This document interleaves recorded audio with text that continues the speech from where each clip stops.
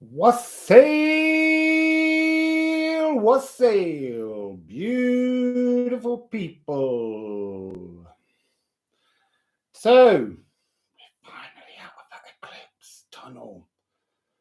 That was some massively complicated energies for a fortnight. Unbelievable. So I'm just, because it was a new moon in a fire sign, Sagittarius, with a solar eclipse, I'm using smudge to cleanse me. I feel like I've had to come out. Wassail, wild wolf woman, wassail Eve. Aren't you just glad that we're out of that tunnel? I am. Wassail NG333, wassail Madeline Gray, wassail Larry Janowick, so. So, yeah, we're just doing a little bit super smudging. Oh, super ashing everywhere. Wassail Jindy, wassail healing hands, wassail Renis clips. So I'm just singing my way through 13. Now that's a very important number today. Oh, did you have weird dreams, Eve? Wassail your creations. And then I'm really sorry, but I can't pronounce your name in Chinese pictogram, picture glyphs. See, rubbish at it. So sorry. I would love to be able to see. It might be Japanese.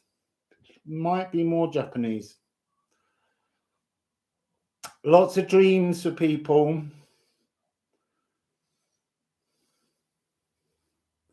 Just giving this a smoking cleanse because I feel like in order to cleanse us from the energy of that tunnel, we need smoke. We need to light something, smudge, and we need to just get all of that filth off us.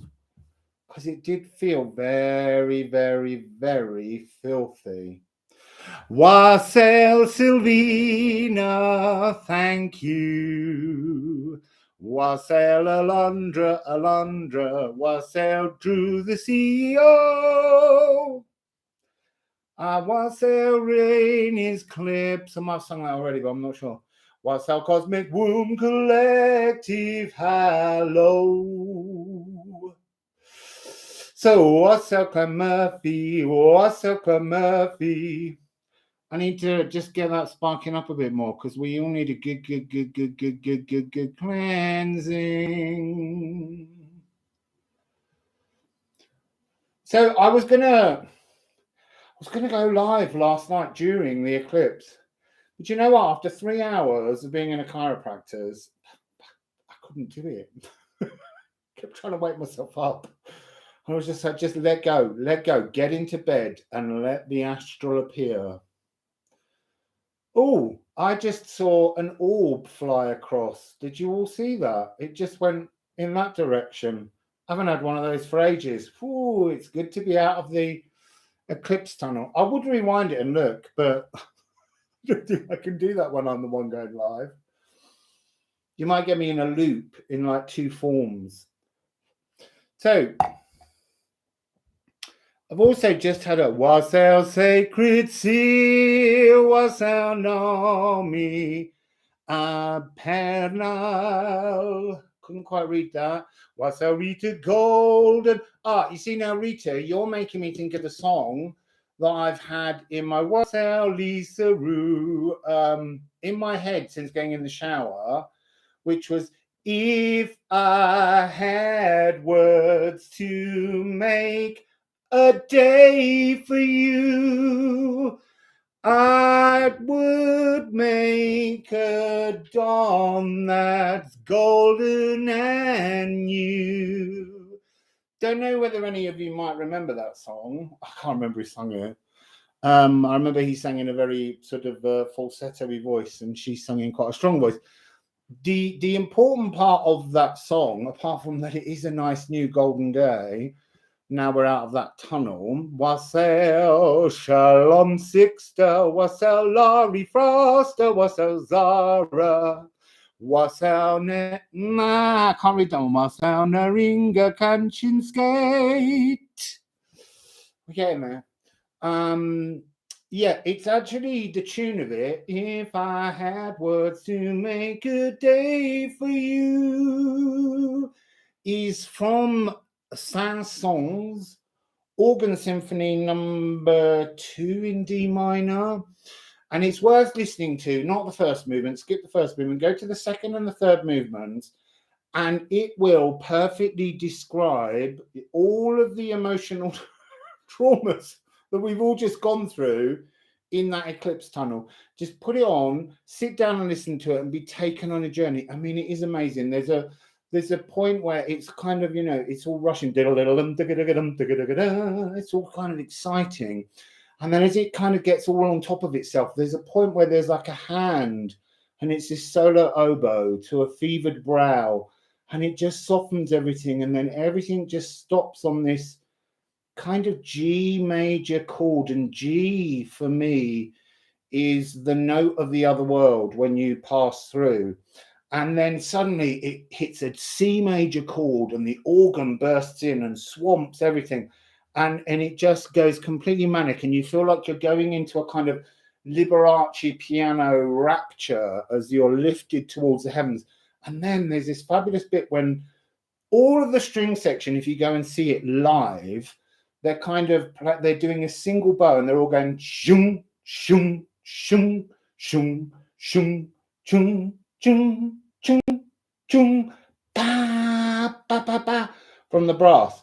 Wassail, awakening to spirits in thee. So it's visually just the whole of the string section are all rotating their bows. And it's really rare in a moment of orchestral music to see something so physically profound. And if you wassail Steve Merley. So I'm also going to sing Wassail Helen in case she's watching and not writing. I hope you're getting better. You need to look up the Daniel Barenboim version, second movement, third movement, Saint-Saëns Organ Symphony. Or, you know, if you're not into classical music, it won't sum up the thing as much. You can listen to the If I Had Words to Make a Day for You. So, not sure what we're doing here. Oh, it's made me a bit. Oh.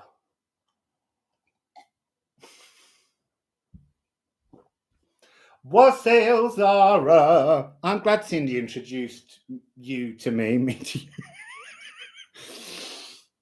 Wassail Margaret Hughes. Oh, I got a bit of a sweat on. I bought a new t-shirt to wear for coming out of the eclipse tunnel. It's the King of Cups, and he's the King of Cups twice because I want this King of Cups to meet this King of Cups and have a beautiful King of Cupsy time. So, what do we need to know? What do we need to know about solar eclipse? So, this solar eclipse is from a thing that's called the Saros cycle. So, all eclipses repeat, as we've talked about before, and they repeat every kind of 18 years ish. It's a little bit more, but it's a whole series of 118s, 811. And this one's a very young solar eclipse. So it's the Saros solar eclipse. Wassail Soul Explorer, Wassail Queen Star Sophia, Wassail Sigdom Levant. I'm sure I've sung Wassail Eve.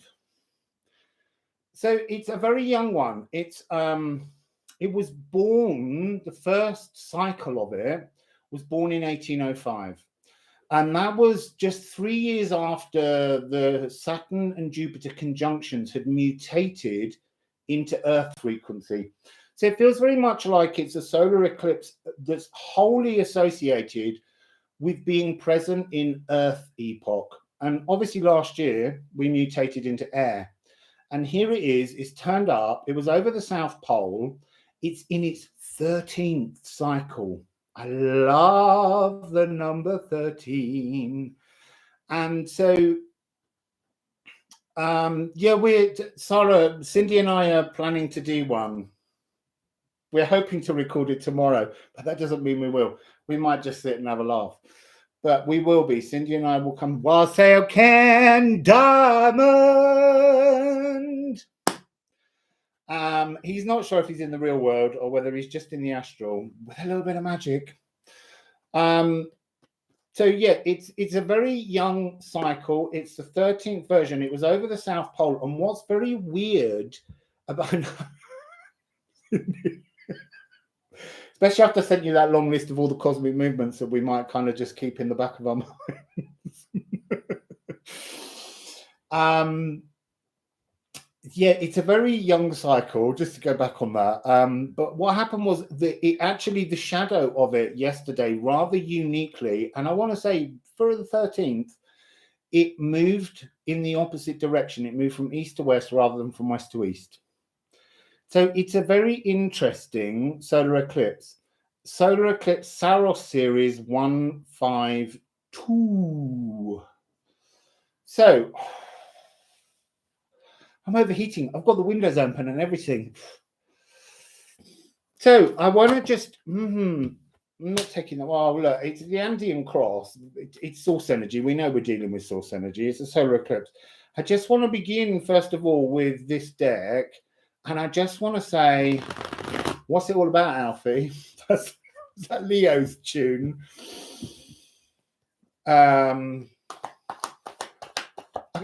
don't know about anybody else, but I have honestly, I've never experienced such a heavy frequency going through an eclipse tunnel from the 19th of November to today.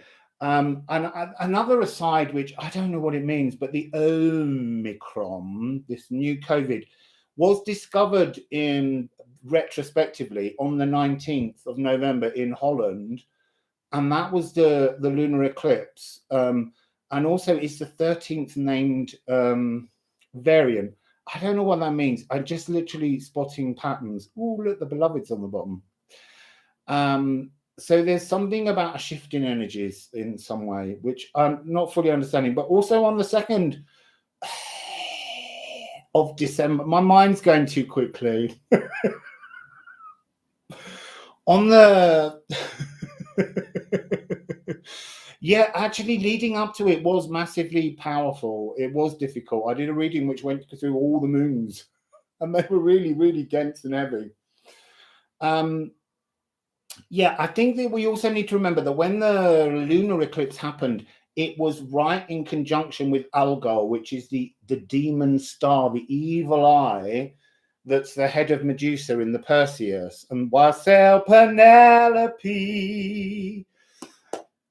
Wassail Amy Gill Kessler, Wassail Daniela de Vries, Wassailing good, but God bout. So Algol, let's go back to Algol, people. Stop coming in. Stop coming in and making me sing, you know.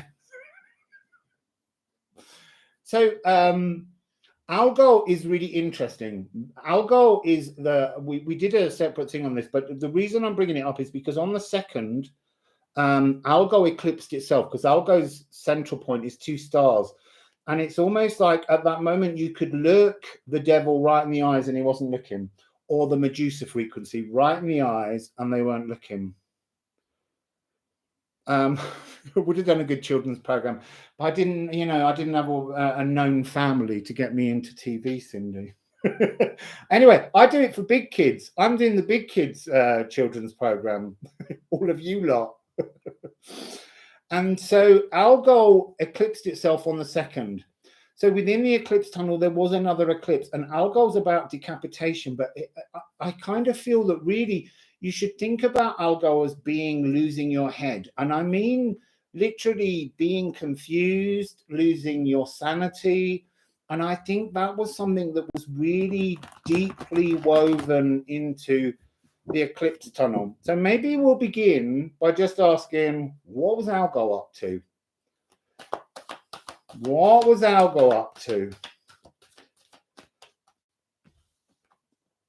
You see, here I'm being shown the idea of two stars eclipsing, but to bring us a new truth, a new rhythm, changing the frequency somehow.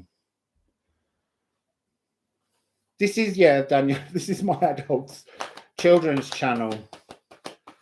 Like a bearded Mrs. Doubtfire. Well, do you know what? I always, you know, when I was younger and I used to go to parties where people would do drag, I never took my beard off. I always just look like a bloke in a dress. And he don't wear a dress. See, all those songs, they're all coming back out now. That was the Eurythmics song, I Need a Man. I do need a man. Just to calm me down. Right, can we please have another song? Algol, Algol, Algol, Algol, Algol, Algol, Algol. Think of Algol as Medusa. This is 1556.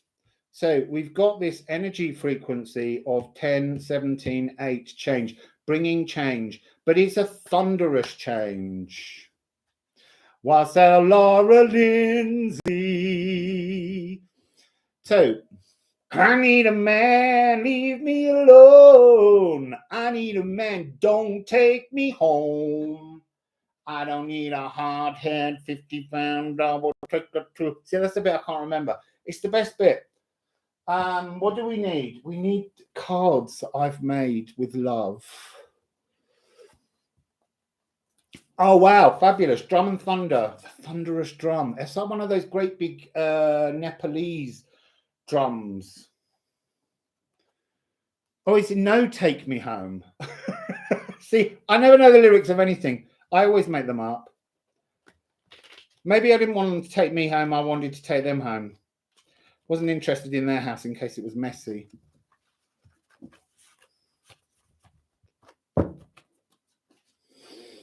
So, Algol, Medusa's head.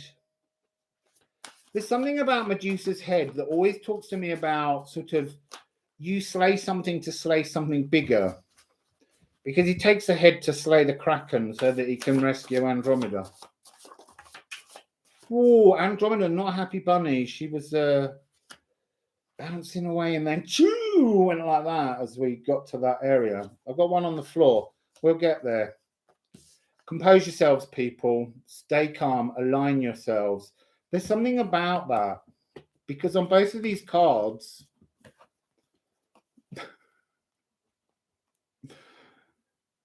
there's something about both of these cards that's talking about an alignment, a cosmic alignment. This was a cosmic alignment. If you have something in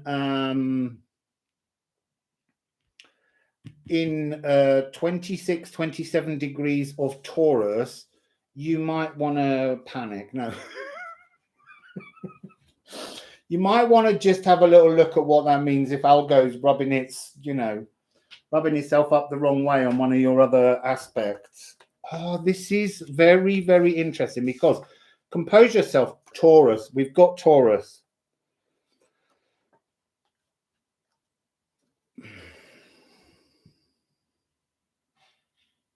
I'm showing you that because I'm half reading comments behind the cards. I'm peeping at what you're up to. Everything comes out wrong, Cindy, due to auto text. Auto text is dangerous. It can get you into such trouble. Oh, look, this is interesting. I love these new cards because they tell me such fabulous and interesting stories. This is about thoughts. This is about compose your thoughts because Algol, Medusa, when it looks at you, makes you lose your head, makes you lose your sanity, puts you into a space of doubt and panic. Wassail Kathy Twitty. I'm sorry, I was writing to you literally before I sat down, Kathy, and I should have just said I'm about to go live, and I forgot. So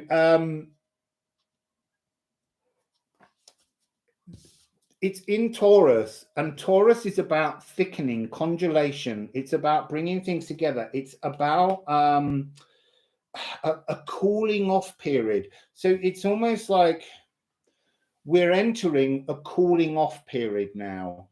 It's going to thunder in, but it's an energy that we need to prepare ourselves, compose ourselves, align ourselves to, so that we can just cool everything down. Because the idea is the burning, the sun, the solar eclipse has burnished. It's now time to cool down and polish up what we've crystallized, what we've learned in our souls during the eclipse tunnel.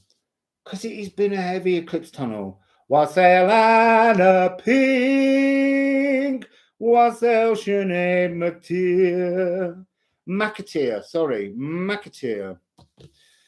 Right, so look. They're over there composing. What's interesting here, look at that. Look at those two. Venus, she's got it. Baby, she's got it. I'm your Venus. I'm your fire, your desire. Venus is up to all sorts, but there's something about this mirroring energy of antimony. Antimony is house 4. There's something about you've got to plant the crystallized seeds that you've congealed about your own understanding of you into your soul.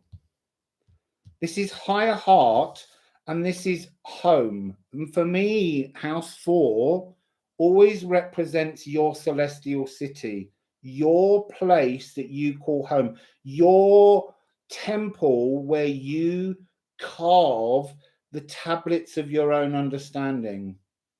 And somehow that's all being turned up on its head. But there's something that's,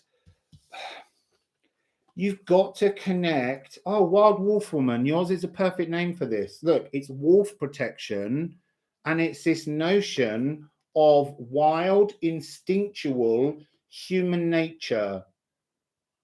Because inside every Venus frequency, there's a dark side. There's a fun-loving, explorative energy.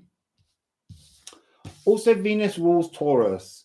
So, you know, even though this Medusa's eye, this Algol frequency is always coming at us with a wink of love somehow, or a wink of a love energy. So I'm gonna give you an F sharp because the card says I have to give you an F sharp. So headphones are good for this, but otherwise don't worry about it.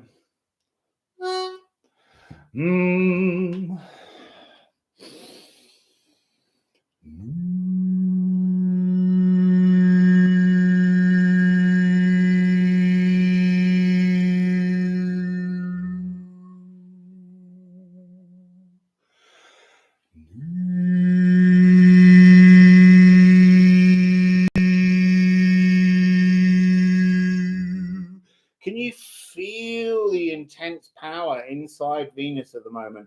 Yes, Venus is visiting Hades in the guise of Persephone, and that's likely to be Cindy and my theme. She's going to play Hades, I'm going to be Venus.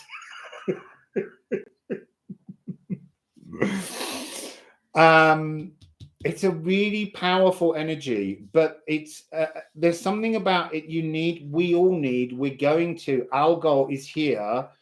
I want to say to turn the world upside down, to turn your world upside down, to turn the whole world upside down. But there's also something about turning upside down the mind, losing the mind to re-find it. And then we have, as the other two cards, the one on the floor, Philosopher's Stone. And it came out with Trine.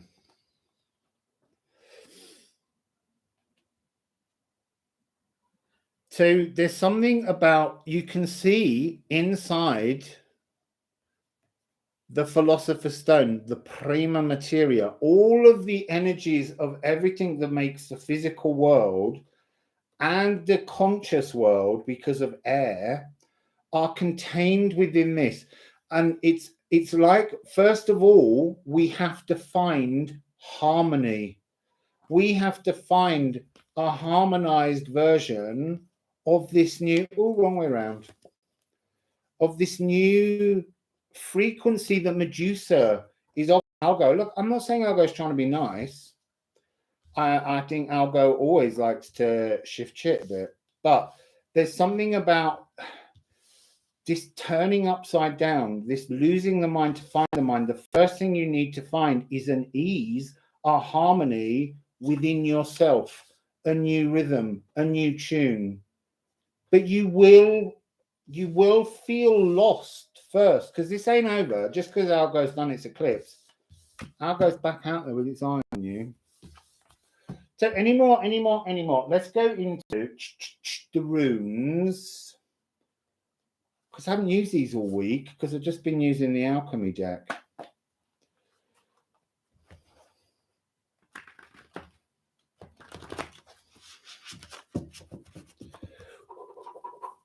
It's exciting. If I had words to make a day for you, it's just going through my head.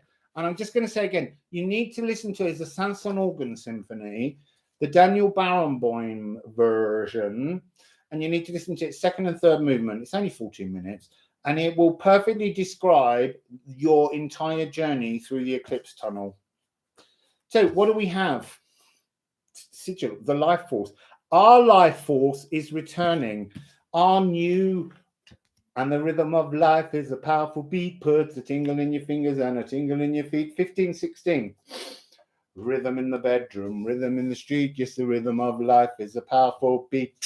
To feel the rhythm of life, to feel its powerful beat. Right, anyway, enough of that one. What do we have? Life force is reawakening us. We're being reawakened. Whacken up, people. What's that one? Oh, 69. 1669. There's a lot of sixes. We've got 16 and 69, and we've also got 60. Just balance. It's reminding me of next year. Next year is 2022. It's a 6. It's a balancing year. There's energies coming, and I don't know what they are, and I don't want to yet, but I like to just touch on the edges of the music of the spheres and feel what could be coming. So you're being, life force is reawakening. Energy's reawakening that was stale is what I'm hearing. And then we've got Knafa. And this is the card of the blood ritual sacrifice that takes place on children, boys. It's the idea of hunting, killing, and smearing. But this card often comes over as it's time to bring a new energy down. No more that frequency of the old blood energies, but writing new frequencies. Because you have here the symbol of the Gununga gap, which is the void. And it's time to let something new drip from within the void to bring a new frequency. And there's something of threading a new needle to stitch a new journey that's also close. Yeah, I do see Uranus as Gaia. Because Gaia births Uranus, and then together they make the whole pantheon of gods. And it's just to kind of remind us that in, all the planets apart from Venus really are named after men or male gods. And it's the idea that we need to remember that every planet is non-gendered. It has two energies. So Gaia in sound healing is divine crown consciousness, and that links to the planet Uranus when I do sound healing for some reason. So I'm just trying to remind us that consciousness is not as is much more complicated in its energies. And I often say it's divine feminine energy linking into masculine molecules, but it's more complicated than that because everything has two sides. But I use a language that I hope helps to get you to understand it. So we have Earthmasian. This is thy, the earth, this symbol here, earth, is a voiced th, not the thing. It's thy. It's got voice on it, like the. And this is about earthly power. We're re-establishing the tune of our earthly power. There's something being shown about the notion that the song lines have changed. And that's what this solar eclipse, I think, will probably be bringing when we get onto the sun itself. Is its entire energy, its 12 previous cycles have all been in Earth epoch. And now it's turned up and it's in air epoch and its shadow went the wrong way. So it's a transformation, just like this is a beautiful transformation. It's like that. It's like the mirroring on my card here. They're the same person either way up, but they're also different people. So there's something about that. So tone 13 death, major arcana, represents moving from the vibration of 7 victory to the vibration of 6 harmonious beauty. It's also a G in many ways, 13, because it's the other world. It's that chord that I just talked about in the Samson Organ Symphony. When the hand comes to the fevered brow, will they survive the fever? It's a tiny G major chord that just floats up in the air. And then the next, as the next movement opens, the whole orchestra and the organ crash in on C major, Mars energy, Earth energy, Earthmasian frequency. It just, boom, it just rumbles in and it sort of wakes you back into the world. And then we have Wild Ox, Untameable. So I'm being, what's that one? 5, 6. Oh, 11, 12, 13. Ur is to be untamable. It's to be free. It's not what you can hold in. And there's something about this that's talking about how we need to be less like sheep and more like ox. You know, sheep get penned in. That's what the card fair starts with. What can you hem in and say you own? You can't own the ox. The ox will be free. It's untamable. And we need to be more untamable now. We need to have our own little tiny evil eye of Medusa, Algol, that we can, you know, flash a look at me, look at them, look at me, look at them. I'm going to show them, I'm going to give them a look and they're going to know. It's that kind of energy. You can't, it's about the sheep are fenced in. So you put fences around anyone that wants to fence you in. You need to give them your little Algo eye. That's what I'm getting from Algo. It's about owning the energy of Medusa, not fearing to look Medusa in the eye. Make them fear looking you in the eye.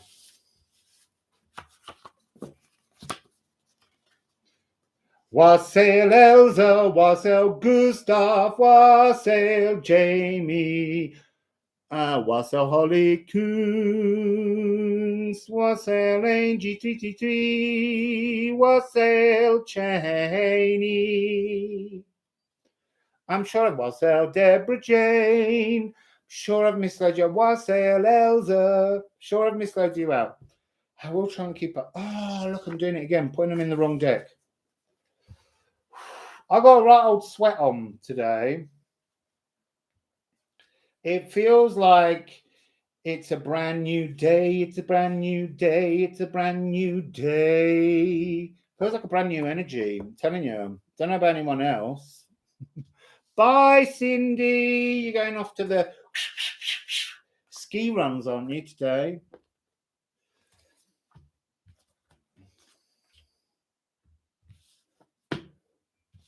Oh, do some laundry.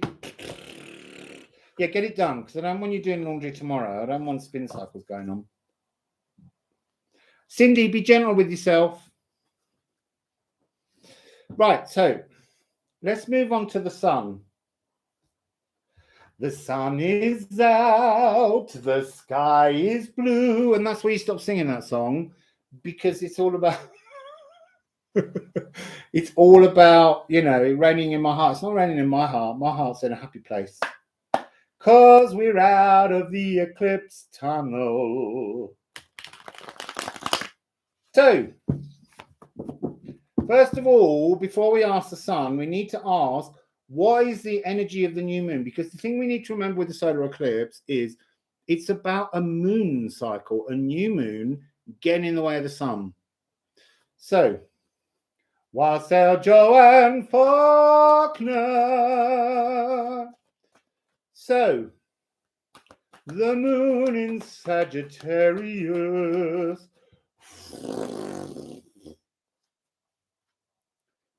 The moon in Sagittarius. What's that wandering empress? That was some bloody tunnel, I'm telling you. You had a great eclipse tunnel. You're not alive then, Penelope. Tune in properly. Here's the moon. It's like the moon's behind it all. The moon is behind everything. The moon, the moon, the moon, the moon, the moon. Looky there. The moon is behind the glare of Algol. The moon is behind Medusa's stare. Wasn't expecting that. Was anyone expecting that? I wasn't. So, let's find out then. Let's find out. Let's find out. Wassail Amber Santini. Wassail Bishtanka. I don't know how to say that. I'm sorry, but it sounded quite nice like that.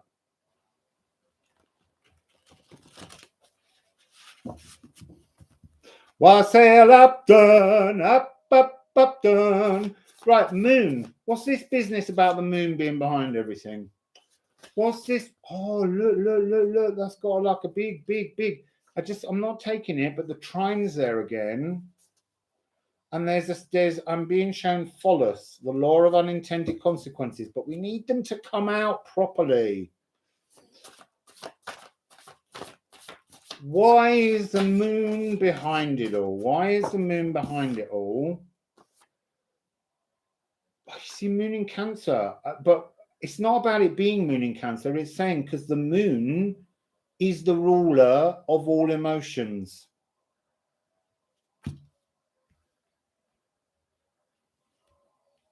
And it initiates things. It's an initiator. Right, so, all right. We bow down to the moon, to the moon, to the moon. I always call the moon Vivian, just because I do. So, what's behind the moon? Chiron. What's the moon's reasoning for being behind? Oi, I might put them there and see what we get. That was a really weird. So we have Chiron, the nervous system. So now we need to sing the nervous system. Oh, and the South Node. It's like the moon is saying, I bring your wounds. I bring to you your wounds to heal. I offer you your wounds. I offer you your traumas so that you might heal and grow.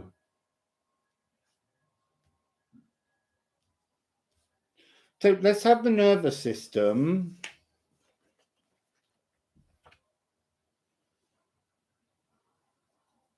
Which is A sharp, B flat. I want you to focus on your feet, the soles of your feet, and bring your nervous system all the way down your spine.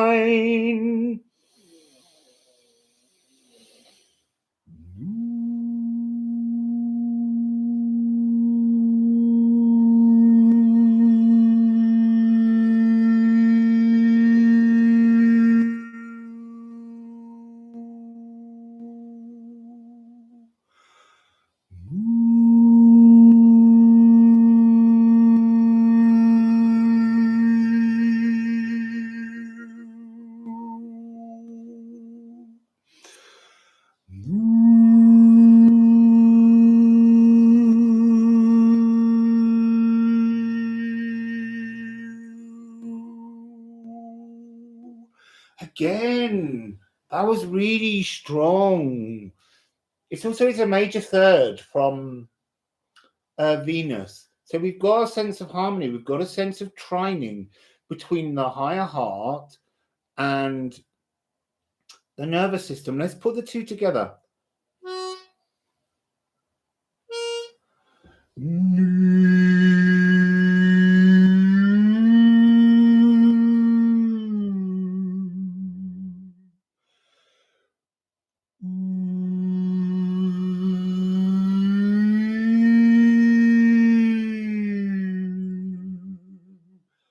They're really strong, really rich. I reckon he's that chiropractor. I reckon he's cracked open a few spinal bones. Do you know, yesterday, he did my stomach again and it hurt so much. But he also, he cracked every single one of my toes. He went along all of them, went...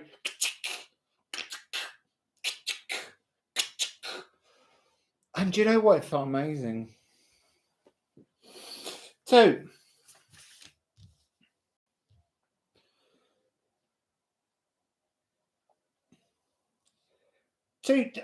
this is, I've got three cards. I'm just going to show you them, then I'm going to tell you what they were telling me immediately. Sulfur, cardinal modalities, Aries, Cancer. You see Cancer, the moon.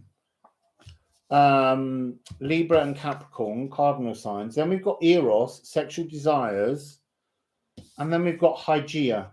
And so the energy that came through immediately, the moon and Algol, the moon's reason for being behind Algol is to bring up old wounds so that you can heal these things that affect your entire nervous system, but so that you can fall back in love with yourself. That's the energy. And that connects to your biome, weaving your life force. And there's something about this energy coming down from heaven and the snake rising up to meet. This is another snake, but this galactic energy, the snakes, Medusa's hair is coming down in a really, it is also time to tee off. It does give me that energy, but today it's not. Today it's giving me the energy of this almost being the tongue lashing down to bite into, to kind of score in to the new energy of the earth snake that's rising. And this new air epoch songline snake, dragon line, whatever you want to call it, ley lines, it's a new frequency. It's got a sense of, it's got cardinal modality. It's a transformation energy that's taking place, but it's transforming your nodes. And this has got a frequency of, as Kathy was talking earlier, Scorpio, because the South Node on the 19th is about to shift on 19th of July. January is about to shift into Scorpio. North Node will go into Taurus. So the moon's been behind a kind of purging of historical, ancestral, inherited wounds that need, like a boil, they need lancing. We need to change that energy, and we need to release it so that we can find a new way to love ourselves in our core. That's the moon's purpose. And we've got a major third so far. Now let's get on to the sun. The sun in Sagittarius. The sun in Sagittarius. Wassail Tanya. Hugging, mugging, and flying the crows away and then back again. So, the sun has got his hat on, hip, hip, hip, hooray. The sun has got his hat on and is coming out to play. Don't know where that came from, but I never know where any of them come from. I know they come from the past. They're never new songs. Even the ones I think I knew are really old.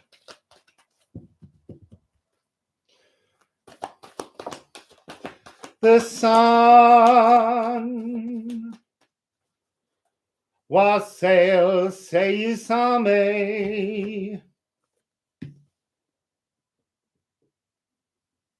Look, the sun is reaching out to change earth blockages. The sun's rays, its mutable fire, is coming down to pop bubbles. It's to change the Tesla trap frequency. There's really something interesting about 3 and 6. I know it's a 9. But we've got 8, like the sun's bringing down the energy of change, but it's a divine change that's waiting for another piece to be added to it. So let's go to my lovely new Alchemy of Astrology deck. This one. That I am working on really hard so that I can get a copy out to you, but I need to finish fiddling with it a bit more, because otherwise I don't think it'll make sense to you. And refining. So,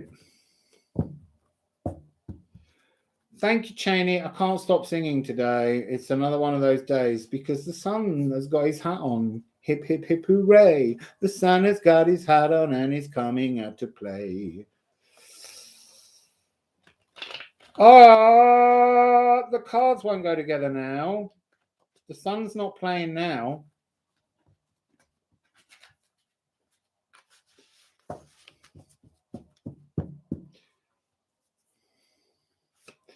Right, so Mr. Sunshine. Oh, look, that's interesting. Look, compose again. Compose your thoughts. This is a sun that's bringing newness, an editing suite. Oh, Chariclo. Chariclo. Oh, whimsical perfume. So, it is a whimsical perfume to gracefully enforce your boundaries. Why am I being given create, form, align new boundaries? Oh, that's really interesting. Look. How am I going to hold that so you can see the effect? It's kind of like that you're trying to align energies to create this. There's all sorts of parts where it sort of wants to create and make the shapes and warp itself into something new. That's what the sun is bringing. The chance to reform, to regroup. Yeah, it is. Yeah, that's exactly it, Wild Wolf. It's a reward for dealing with ancestral traumas.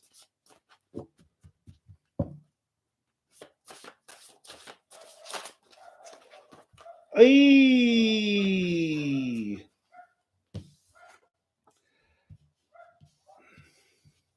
Salt, materializing. Something new is materializing.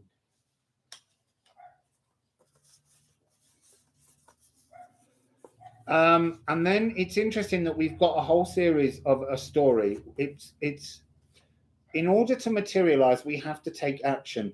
We have to fire cardinal. It's cardinal energy again.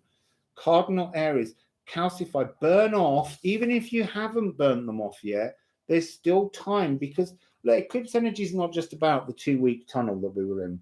That's when all the energies get set up. They then resonate in ways that they'll keep arising and coming up until the next eclipse. They're the setup frequencies. Also, this one's heading into the December solstice. So it's big, big, big, big energies. And there's a lot to do with 12 shifting to 13s. So you need to take action. And you need to take action before I've got consciousness, thoughts, Gaia, Uranus. Uranus is in Taurus right now. The nodes are going to shift into Taurus. And they're reminding me you've got from now until the 30th of April to work this out. Because on the 30th of April, there's a new moon in Taurus. And it goes, I think Saturn goes square Uranus, and it's an eclipse, solar eclipse.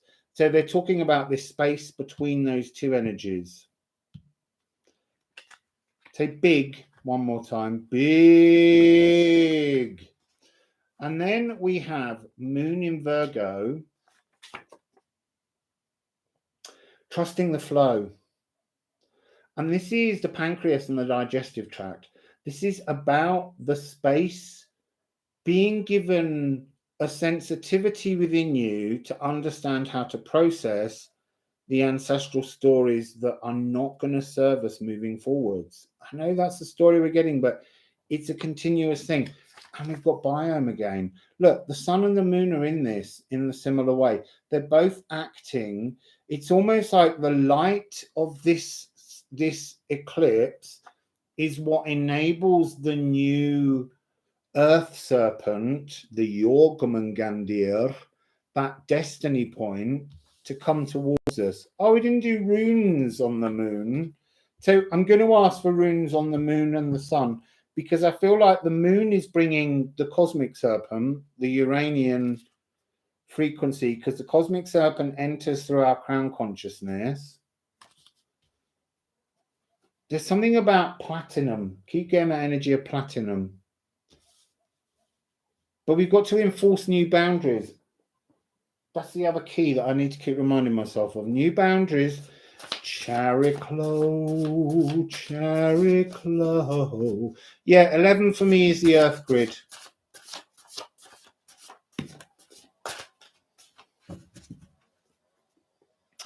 The moon, it's interesting, it's 6-6. The sun and the moon, when they did their eclipse, were at 12 degrees. 666. It's bringing the spark, the new divine spark, the movement forwards, because 6 and 6 is 12, plus another makes 18, which is a divine 9. So it's shifting the moon, the lunar eclipse, moving towards the sun and passing each other. And what in that moment becomes your new needs? What are the needs that will be this graceful enforcer of boundaries? This is now is the time to write your new boundaries, your new static needs that will open and unfold in the next 6 months to bring something new. And it's interesting, we have hell, which is 13. 7 and 6 is 13. And hell is the returning light. Returning light that could not possibly shine within you because it was almost wrapped in the briars and the leaves and the thorns of the ancestral songs. And it's time to materialize a new light into the world. Ho, ho, ho. There's a lot of there's a lot of circle energy. There's a lot of energy of the world, the moon, aspecting, planets moving. It's this real sense of the symphony of the spheres moving around. So that's the moon. It's almost like the moon's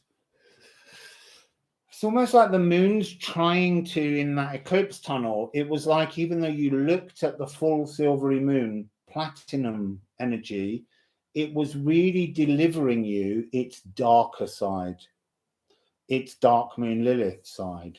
And now, oh, this is another 6. Are there any more? Right, so let's have some runes for the sun and the rune. Can we please have a message from the sun? A message from the sun. It's on the floor, people. Can't reach it. Oh, you see, look, it came out.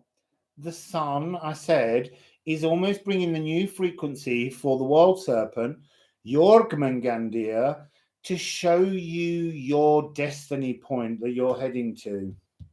Magical.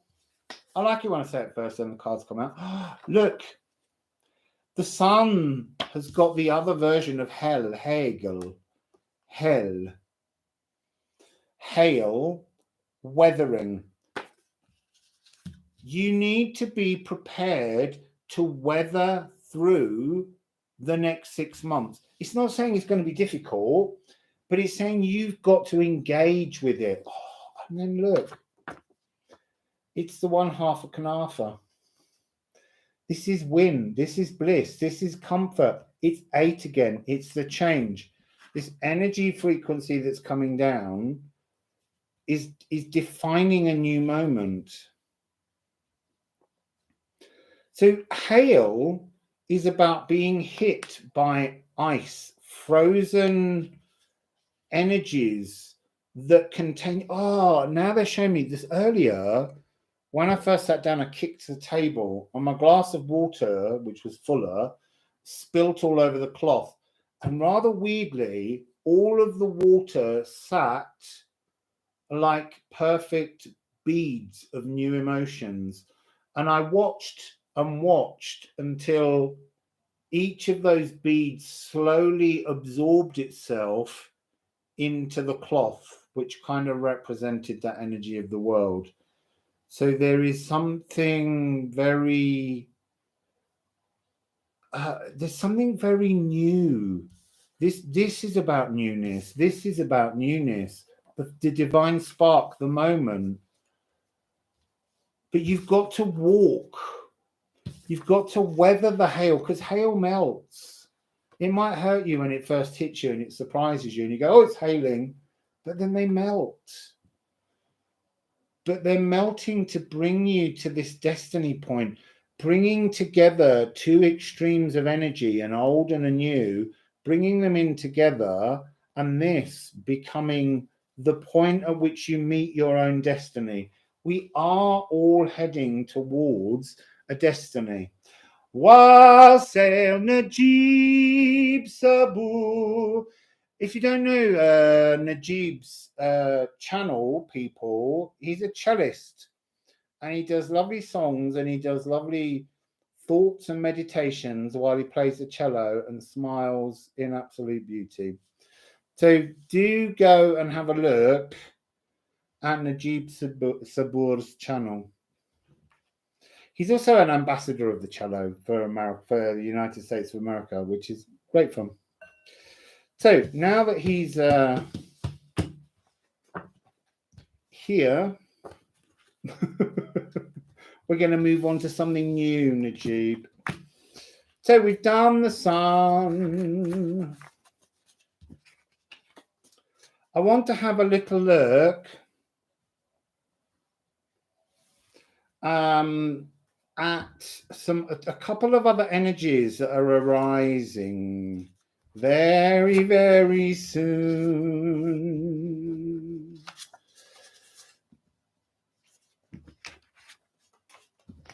So, we have the December solstice.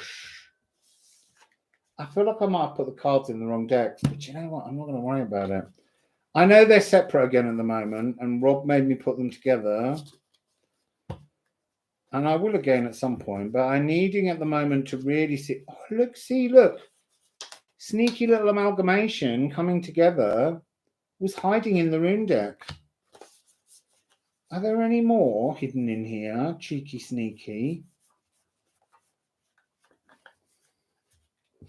I don't know.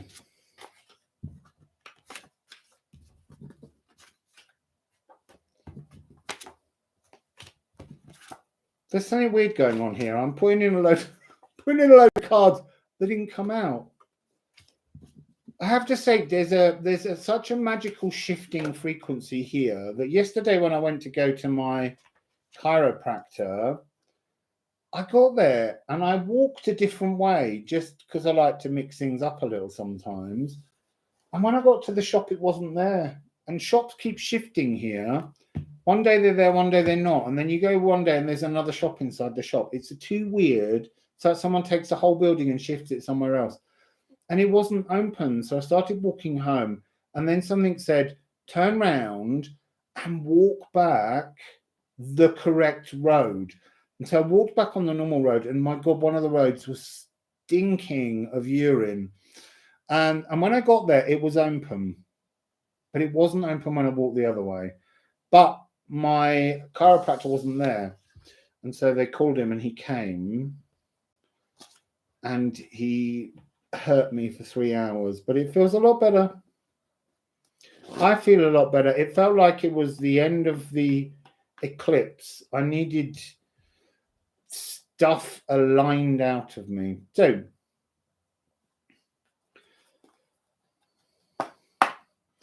everything is better with a little cello. I was going to say earlier, because I was talking about the Sansón Organ Symphony, and I do say to everybody, have a listen to it.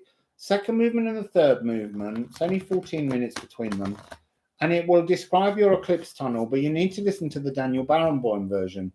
And then, weirdly, Najiba was thinking about how he was married or was a partner of Jacqueline Dupre, who was possibly the greatest ever cellist, phenomenal musician, who died of multiple sclerosis.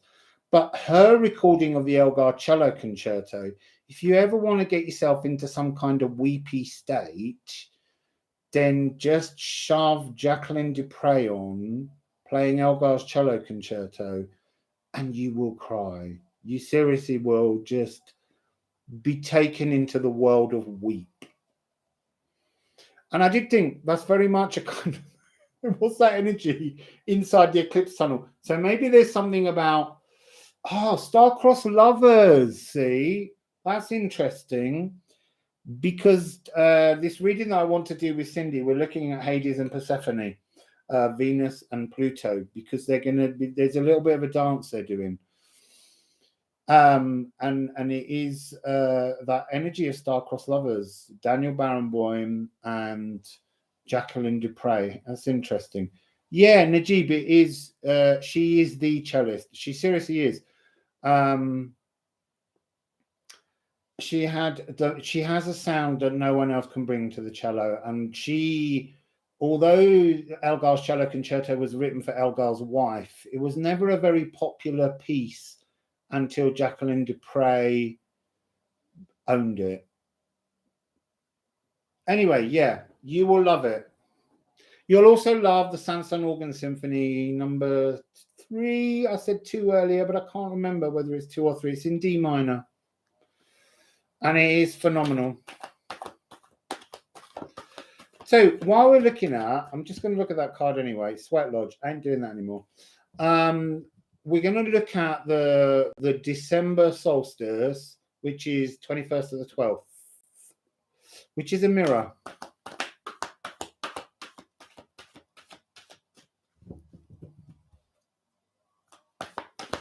Right, so the solstice. Look, I just want to say, I know that some of you live in the southern hemisphere, but there's something about the energy of the December solstice, just because 90% of the population of the world lives in the northern hemisphere, that's really got this strong feel of the longest, darkest night when ancestors return. Also, winter solstice, as we would call it, the December solstice at Stonehenge, is all about the memory of ancestors. So there's something about us, I kind of feel like we're going to be told, if we can clear up all those ancestral traumas, it would make solstice a much more peaceful day. There's some other stuff going on though. Chiron has turned stationary prograde the day before, the 20th. Let me just look. Got a little list I've been compiling. I'm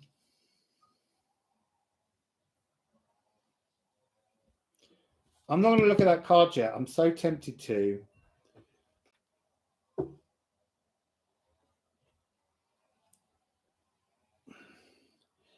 I'm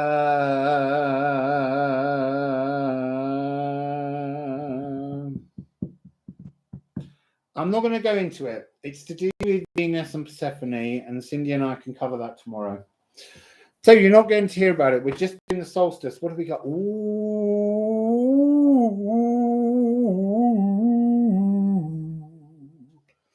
Wassail Odin, wassail Hannah hey, wassail Sasha Carew, wassail Sasha Carew. How do you do, Sasha Carew? So I do this every time, and it's very naughty of me, but Sasha's going to send you all lots of ocean Reiki right now, because she's a beautiful woman and she can't resist. So that's you. Let's concentrate, everyone. Sasha's in the house. Miss Carew, how do you do? It's wind. It's wind, and it's 6-3. It's the reverse of what we had in the sun when we had the middle world 3-6. You've got to turn it all around. It's time for a change. It's time for a change. So just so that you understand, all you need to do is just agree to receive the beautiful ocean Reiki, lovely cooling frequency. And even if you're watching this video later, you'll still get it. You just have to put your hands up and say, I gratefully receive the ocean Reiki from Sasha Carew. How do you do? So, Cocteau wind. What else have we got? Oh, look. Wind and rain, wind and rain, wind and water, wind and creativity rushing in to create. What I'm seeing is water phoenix. Water phoenix. I'm also seeing 6 and 3, which is divinity. Not the 6 and 3 here, but this making 9 and this making 6. 9 and 6, divinity in the outer world, coming from within.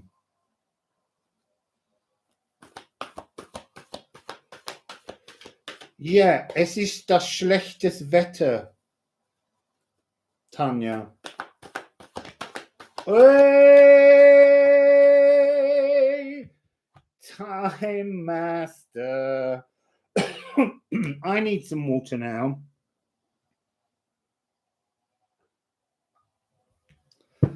Do you know, all I can hear in my head is love is a many splendid thing.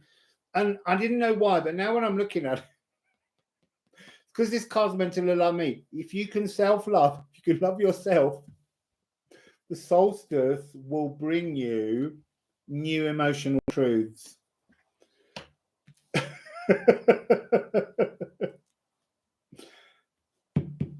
And that's a 12, which is a 3 again. We've just got a whole series of divine Tesla code numbering. So let's get the alchemy of astrology on this.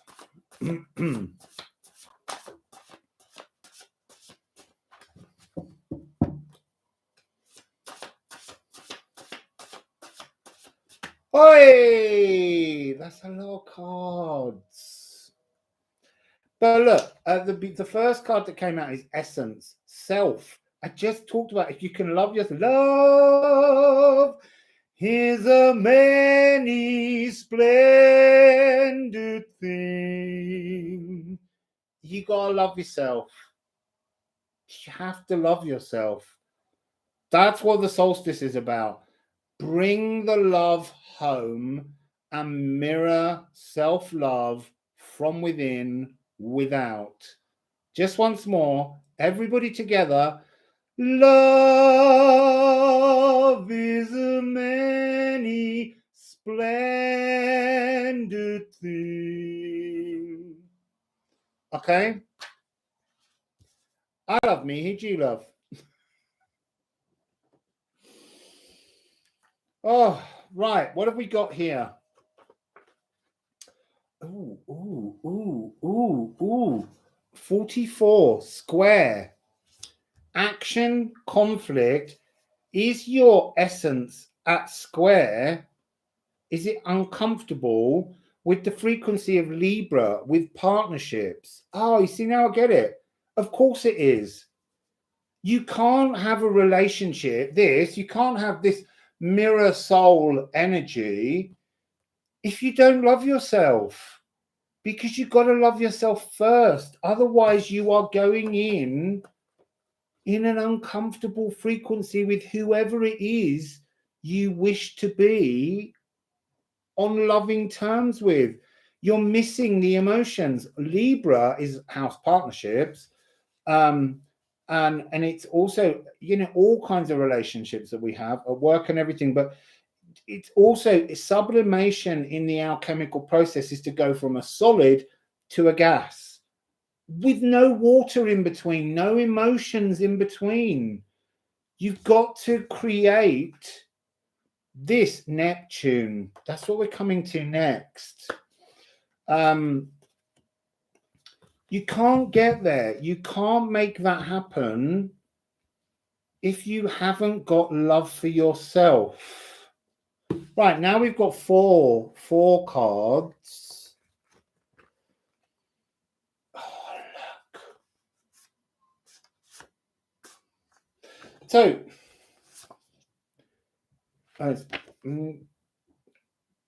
embers. This is not ended. This is the pause point. This is the point when we reach 12, 12, 12, 12, 21, 12.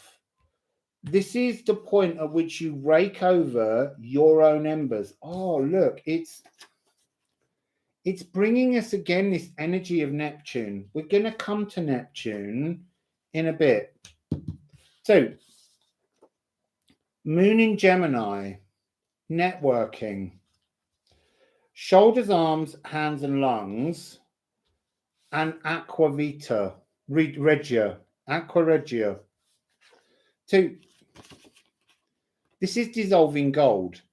So, gold represents the idea of the sun within your solar plexus and within, because of the energy of that very orangey gold, within your sacral. It's the energy of your kind of your precious understanding of yourself. And somehow you've got to poke those embers. You've got to bring in this energy of aqua regia to dissolve those frequencies where you don't love yourself, where love isn't a splendid thing. That's what you need to do. You've got to poke the solid, poke and dissolve those things that feel like you've spent a lifetime precious, my precious. It's that frequency. You can't let go of these things, and you have to. That's what the eclipse tunnel was telling us. And the solstice is the point at which you realize that those precious jewels, those rings, those, you know, candlesticks, whatever it is that you've got as your golden objects in your sacred home, they weren't made by you. They were made by ancestors. And you've got cheap copies of them because they're not your truth. And that's coming out again, Eros. When you love yourself, your true sexual desires will resonate from you. So that's interesting. Oh, runes.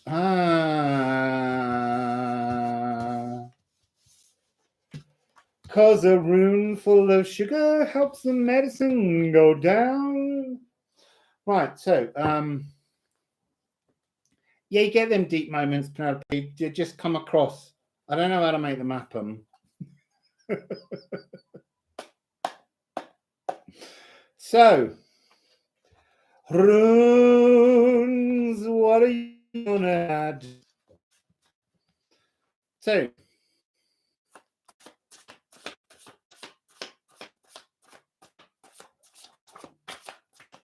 right, runes, what do you want to add?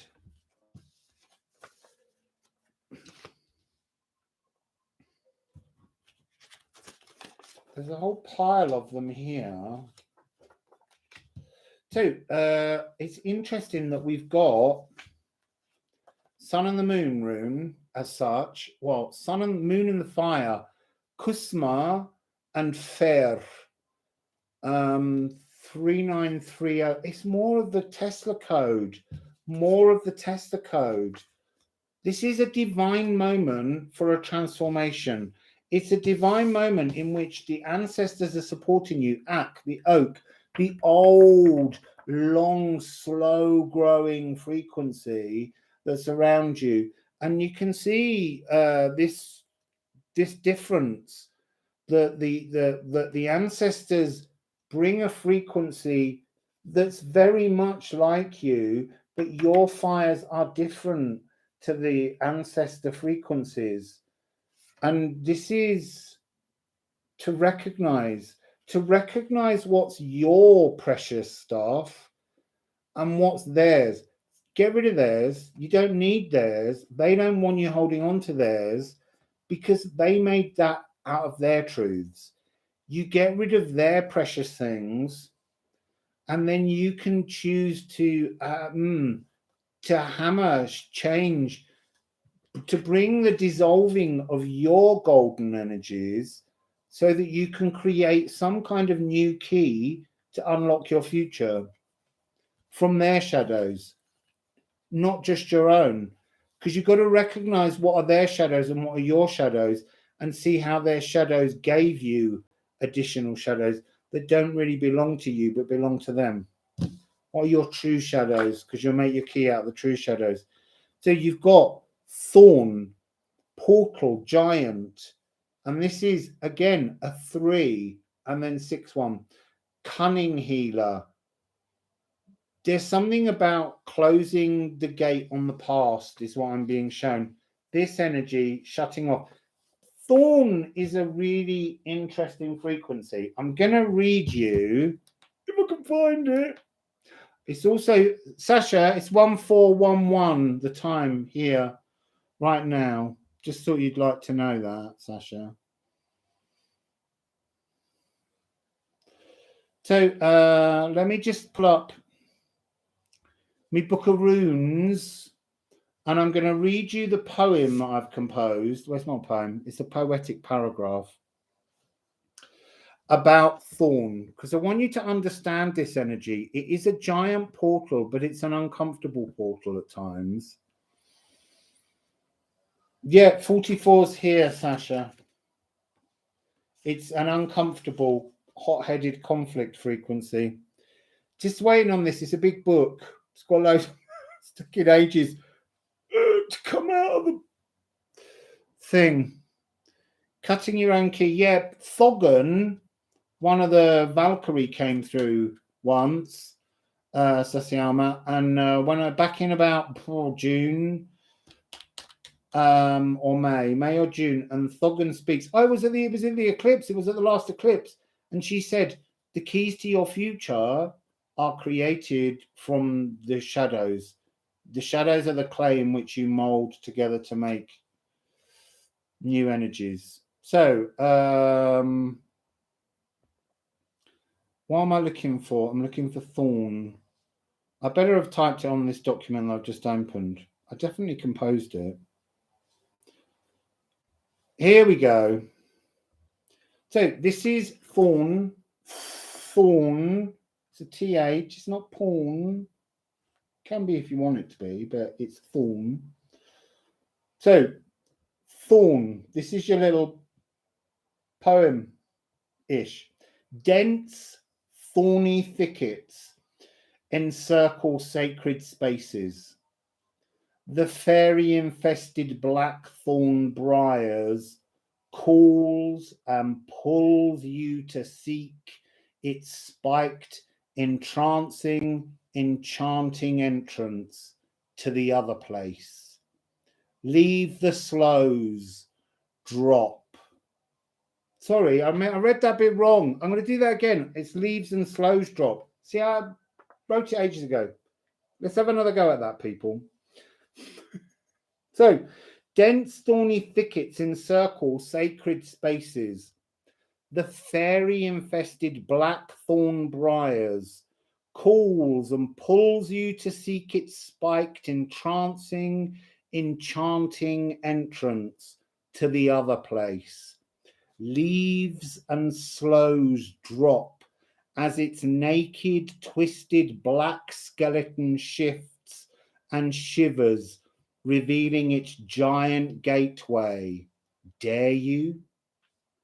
You need courage for this frequency. You need to be prepared to be pricked by these ancestral energies if you want to go through the portal of the blackthorn and seek your cunning healer energy so that you can close off this portal. Find the blackthorn, go inside the blackthorn, deal with the ancestors who want you there, tell them, take your shit back, and then come out and close the door. So that's Thorn. Oh, we've got some others here. Oh no, we did those. So that was the December solstice. I would say get yourself a little bit of slow gin. Love a bit of slow gin. I don't drink, but anything that you can make yourself where you pick slows and then leave them in gin with a load of vodka with a load of sugar. I'll have a little sip of that because you can use them in Christmas cooking. But you need to go blackthorn, that spiky briar that's a portal. You know, run the risk. So now we're going to do the last part of what I wanted to chit chat about today, because then I'm going to get hungry.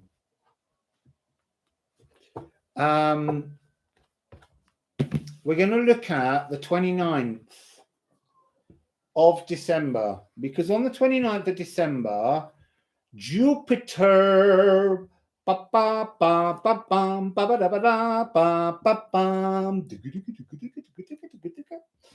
Jupiter will shift back into Pisces, and Jupiter is at home in Pisces, but also at home in Pisces, having a bit of a bromance, is the old bearded geezer Neptune, the old mucker.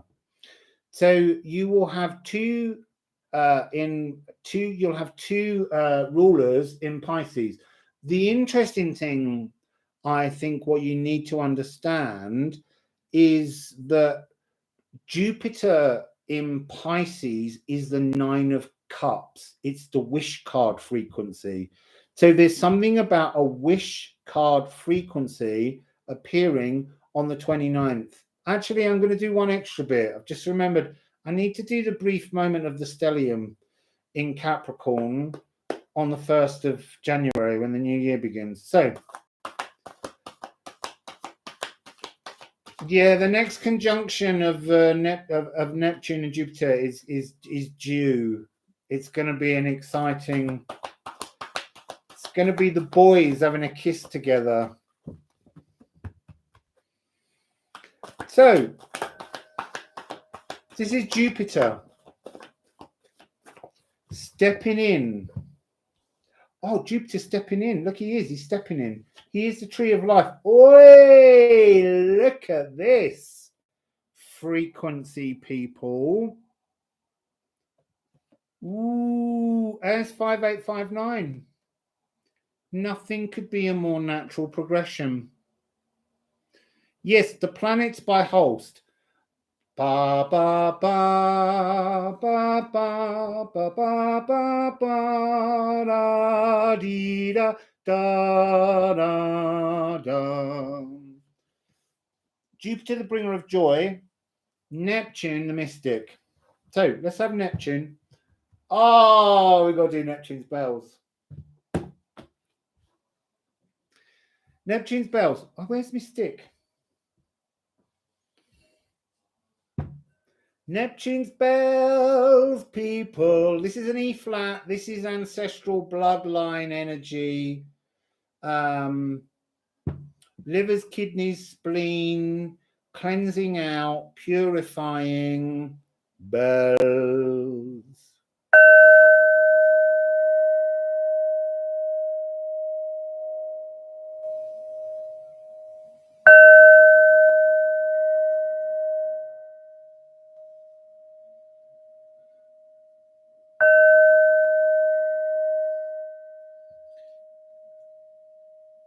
There's a song, I can't pull it forwards, but it's to do with ships passing in the night.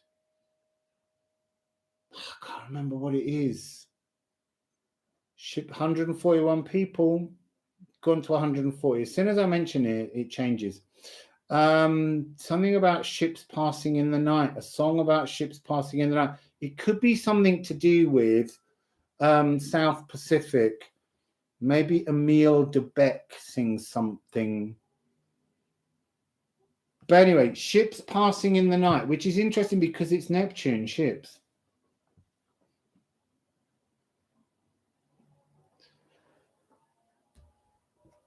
Oh, ships. Ships passing in the night. Emile de Beck, South Pacific. He sings some kind of slashy wrist song. Right, Neptune. Neptune was like, strangers in the night. That's the exact song it is. That's the one I could hear. Exchanging glances, lovers at first sight. Ooh, bit of a romance coming up between Neptune and... Oh, look, she's back. Eartha Kitt. Proceed with caution. Oh, look. I want to say what they're showing me here is the ancient energy of stored within livers, kidneys, spleens, within ancestors. These are the ancestors. These are the journey. And she's the moon. She's the moon. He's the sun. There's a frequency of bringing new emotional energy. Water phoenix again. Oh, look, I know it's in the air, but there's something water phoenix about them too. There's an energy here of saying, it's your journey now. It's not my journey. I can't walk this path with you anymore. You have to let go. You have to identify and let go. So Jupiter.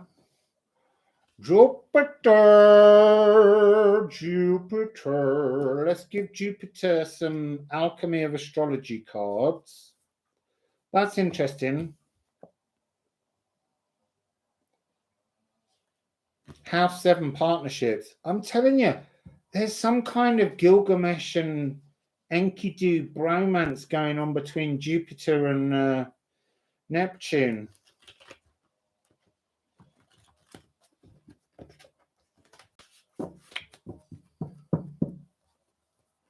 Eartha Kitt was an incredibly special person. I once went to see Eartha Kitt in concert, and she changed old-fashioned millionaire into old-fashioned billionaire. And the woman who took me was a very privileged, wealthy woman who was she was connected to a show I was working on. And she took me to see Eartha Kitt, and she knew all of the Brat Pack, or Brat Pack, whichever they were. And she, you know, she'd been someone that had affairs with most of them. And Eartha Kitt came out on stage at one point, and she said, "I don't know if any of you know Sammy Davis Jr." And the woman next to me shouts, "I do!" I'm like, "Shh, doesn't matter whether you know him or not." But she was such an amazing, I love her music. The song I really love of Eartha Kitt is "I Wanna Be Evil." I just love it because she's like this little prim girl that does ballet, and she's just like, she just wants to be evil and naughty. It's very Persephone, dark Virgo energy. So Jupiter, anyway. Jupiter, Jupiter, Jupiter, Jupiter, Jupiter, Jupiter. Jupiter, solve. Resolve, realize, and waken. What though? Waken what? He's a divine 9. Zeus. Zeus. Jupiter is Zeus, lightning bolts.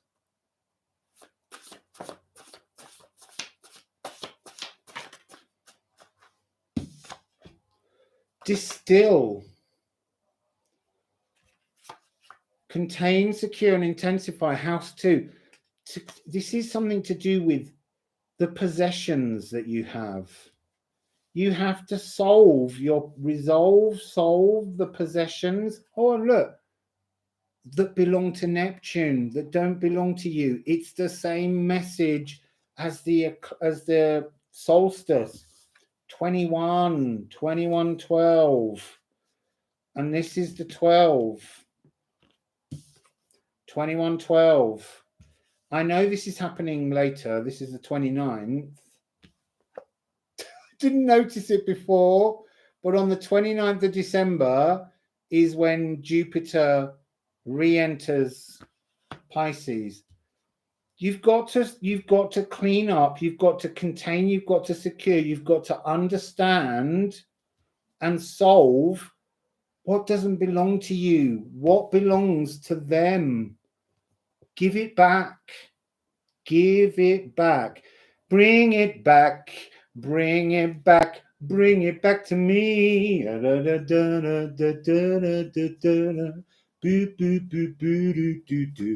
Sophie Ellis Bextor. Sing it back. No, it's not, is it? It's Washington Murphy, Moloko. Ramesses, Colossus.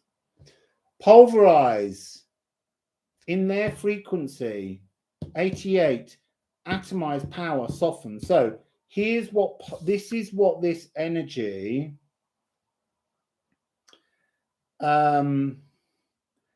this is to take something that hurts, these ancestral golden belongings, these great old song lines. Maybe that's why there's so much tune coming through at the moment.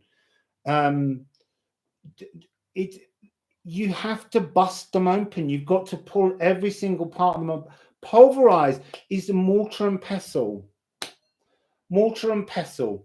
Put all of the things in your bowl and smash them down. It is Rashim Murphy, isn't it? Moloko, yeah. Sing it back to me.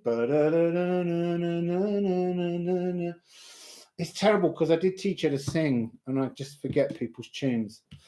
So you need to pulverize. You need to take something that hurts, something that's a rock, and you need to turn it into like talcum powder so that you can just blow it all away and it no longer hurts.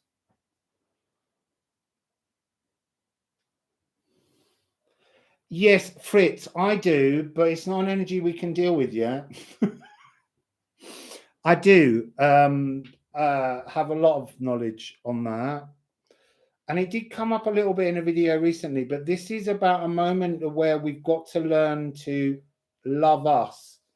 And what we bring to others won't work until we've got that fixed.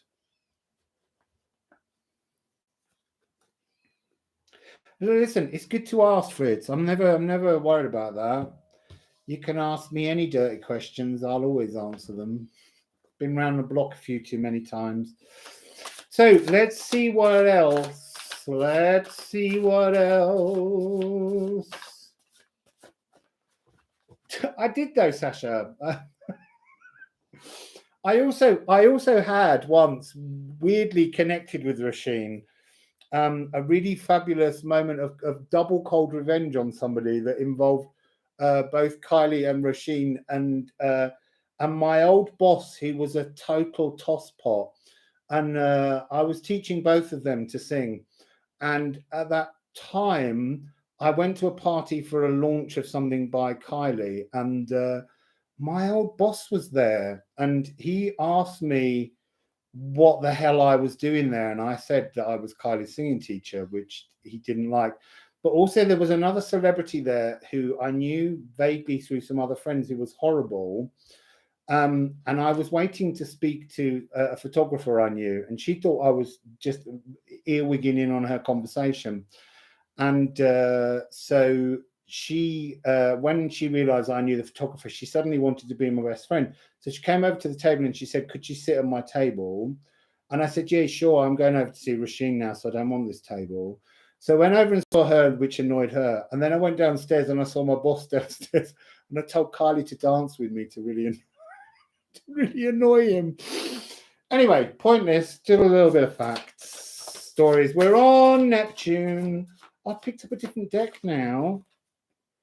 But look, I'm going to go to the other deck. But look, I just want to say, this is something that needs unwinding, that's entwined. Not just the frequency of Jupiter and Neptune both being in the house, but they're opening a space in which we can unwind, pulverize, change these frequencies of ancestors. The ancestors are almost shouting at us to give back what belongs to them. I'm kind of hearing, give it back, oh, give it back to me. So let's go to the right deck now. I just want to say my favorite Moloko song, though, is Ramesses, Indigo. Indigo, here we go. Indigo, here we go. Ramesses, Colossus. Pluto is in there. I want to say pulverized Pluto. I don't kind of want to read too much about Pluto, but they're showing me this. Because there's something about, I see now, I get it. This is a trident. And the trident is the symbol of Neptune. As we all know, and Shiva, they carry tridents. Now, Hades, Pluto, the symbol of Pluto is based on a bident, a two-pronged fork that you use to rake over hay. It's a bit like hay waning. But this is about a clearance, a resetting of the spinal energy. So I'm going to do a spine note. So, not to be spiteful. Where's my whistle? There. So, let's have C sharp of Pluto. I don't want to go into Pluto's energy because that's the story that Cindy and I will be doing. It's a very long-winded, complicated story of multi-passing, flirting, kissing, love nesting, lusting, and dirty little Mercury getting involved. So we'll come to that when I'm with her. Do you know Wassail Beautiful? You might get a really good pop in your spine, because I tell you, that guy, my chiropractor, he's cracked my spine open, and all the other notes so far have been loud. So, nope.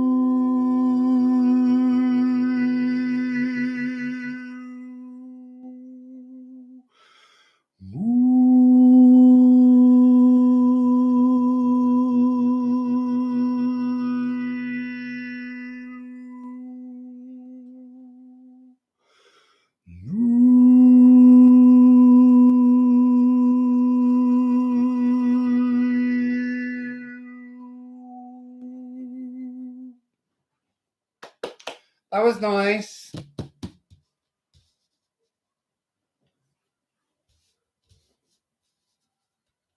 So I need another card on this.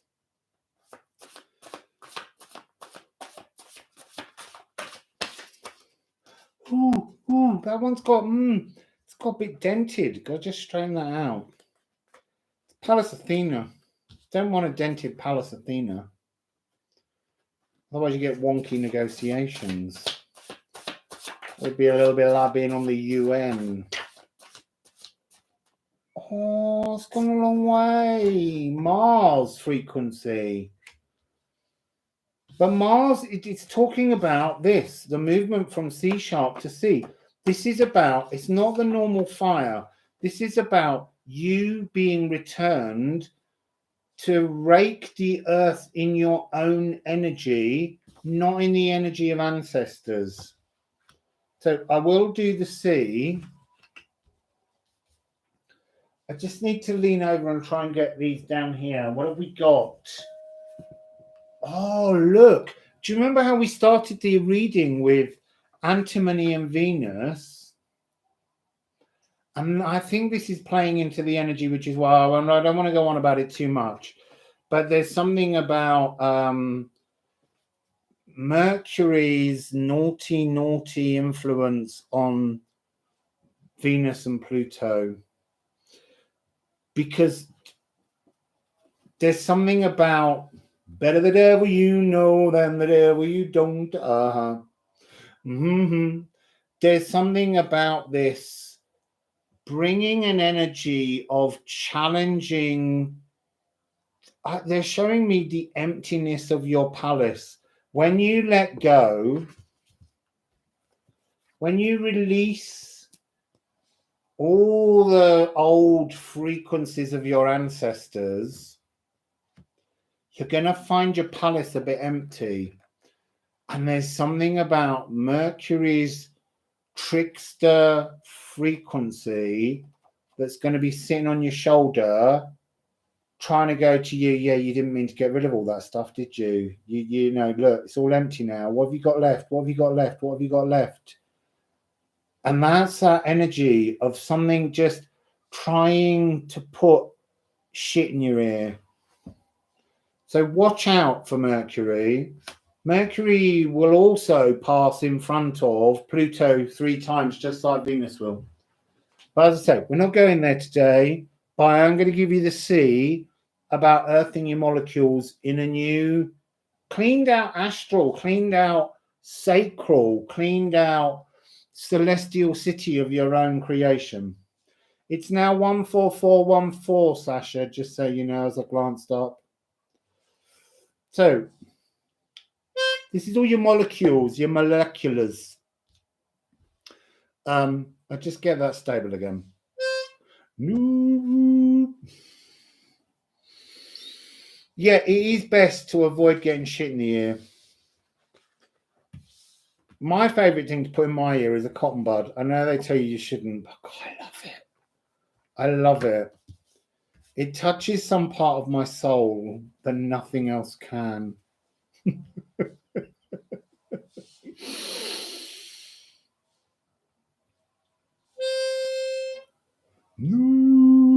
So we're going to go inside your molecules, people.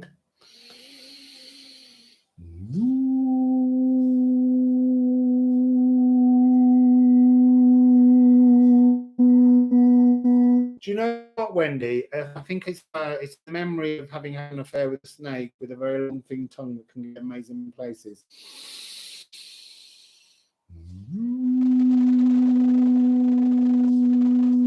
It's not a small pleasure, Rob. Can I just explain? There's something inside the ears of the sound healer that's massive. It's almost, you could unlock an orgasm.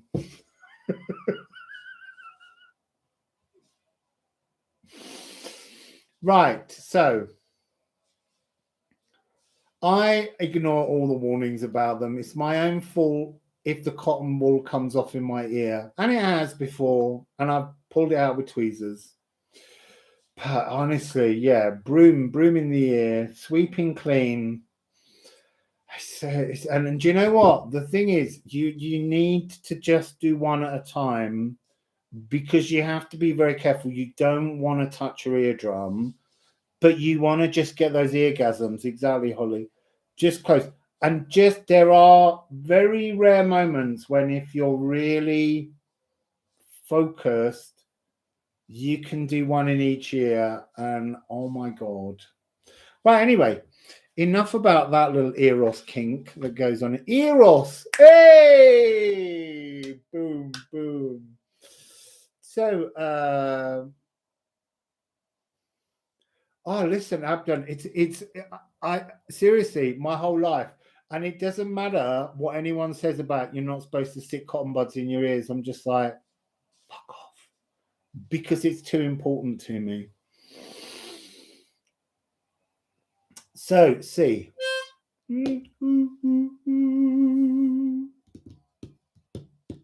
It's interesting. Someone just said, sing me something. And in that moment, I was like, I can't sing that, but I think I'm going to be told notes that fit the asteroids, which is interesting.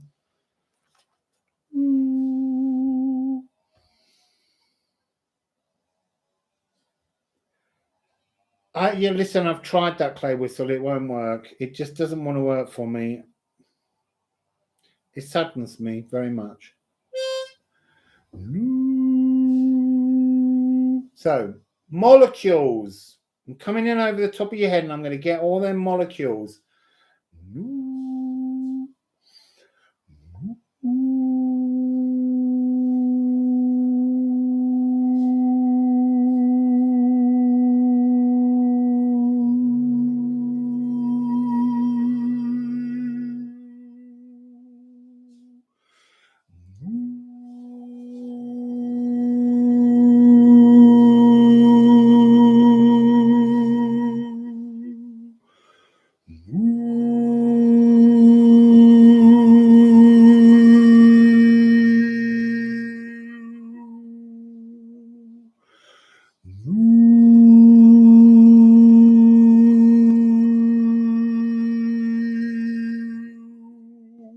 Again, that got really loud. In fact, I need a cotton bud in that ear now. It opens something into the now. Right, so we've got one last bit to do.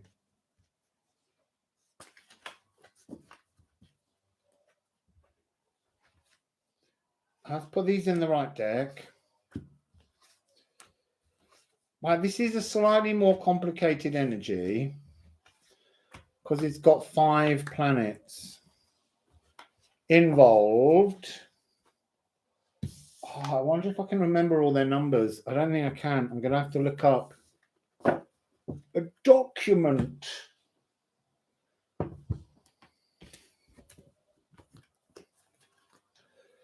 So,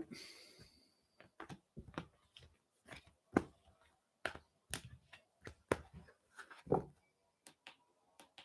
you know, weirdly, cotton buds originally in Britain were called Q-tips, and whenever people, before I knew the name of QAnon, when people used to talk about it, I just used to think, I used to muddle it with Q-tips and think QAnon's a little bit like something like a Q-tip, something you shouldn't really stick in your ear because it doesn't do you any good.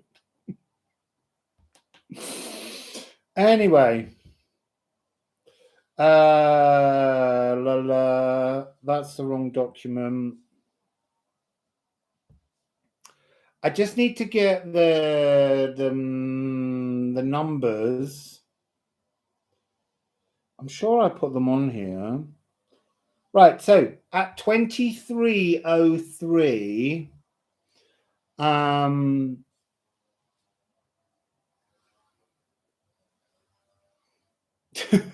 for the Q-tip fund. Yeah, it's a tips. If you send me tips, it's for the Q-tips. Tips. Thanks, Rob. So on the 1st of January 2022, so it's interesting because it's linking up to that notion that we've had the 1st of the 12th, 2021. It's all zeros and ones and twos. And then there's the 10th of the 12th, the 11th of the 12th, the 12th of the 12th, the 21st of the 12th. There's all these dates that are coming up, the 22nd of the 12th, the 20th of the 12th, the 21st of the 12th. They've all got these energies of zeros, ones, and twos. And on the 1st of January, we're still in that frequency, 0101 2022.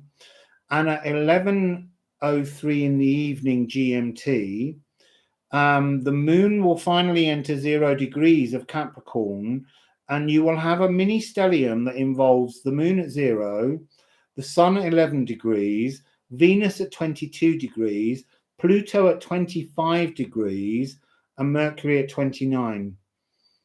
So there's this wonderful little moment, and I'm not saying it's good, I don't know. We're going to ask what it might be about. But so let's just keep that there. We want a card for each. So moon at 0 degrees. Very quick. Let go. Give away something. Let go. Let go. You see, this card always says to me, let go of Pluto. And obviously the moon is going to go into conjunction with all of those planets.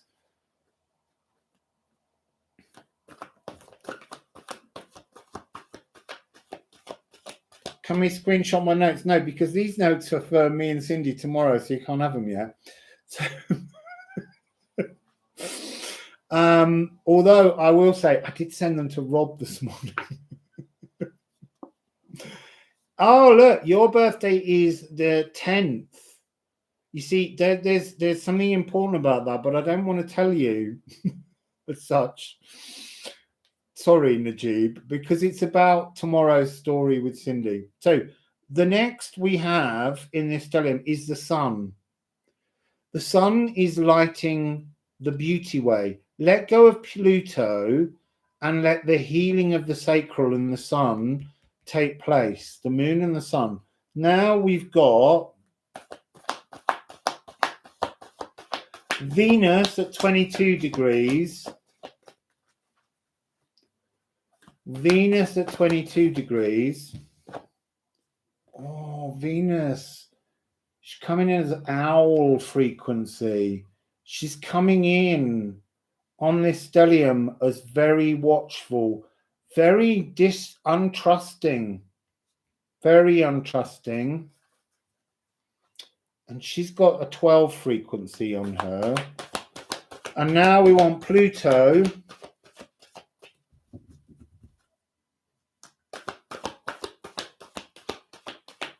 Yeah, Pluto is going to go to Odin in Capricorn.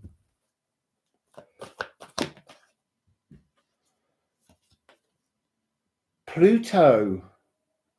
That's not what you want or expect from Pluto. Heart of sky. It's like this all evolves around Pluto. That means I let go of Pluto. And Pluto's like, but it's all about me. And then Mercury. Look, Mercury's just got himself caught. You see, Mercury's coming across as dodgy. I said that. So I'm not going to overread this story. I'm just going to give an entire story. They've each been given a kind of characteristic frequency. Now let's see what this overall energy. It's a stellium that only lasts about 5-6 hours, and you could say it's not a massive stellium because in many ways it isn't. But it's an important energy. There's something about how this sets up on the very first day of the new year, some kind of new frequency. So it's 2021's, pissed us all off with. So it's about the change. Oh, that's a lot. Let's just see what it does.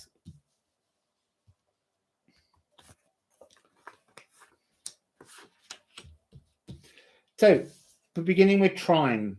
This is, it's 45. It's a divine 9, but this is the energy of 2022. This is an energy where we're getting some kind of reset frequency on comfort and ease. And we need that. And then we've got Quicksilver. We've got Mercury. But here, Mercury is coming across as mutability, change, the energy of change. And this is Gemini, Virgo, Sagittarius, and Pisces. And it's linking to Pisces because that's what's following.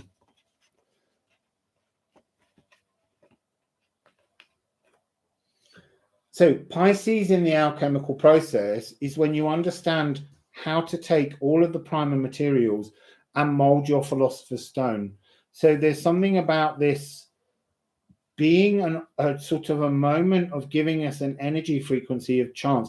We've got, again, actually, 45, 9, 10, 19, 21, 21, 71, 73, 10. It's some kind of completion and new beginning. It's this real energy of, and it's in Capricorn, which is cardinal Earth. And so there's something about tearing open a seam inside the Earth, like the Quicksilver's tearing it open, bringing this sort of stretching open to pour in some kind of new cardinal Earth energy like Quicksilver. But it's a cardinal energy that's coming in to form some kind of transformation, to bring in ease.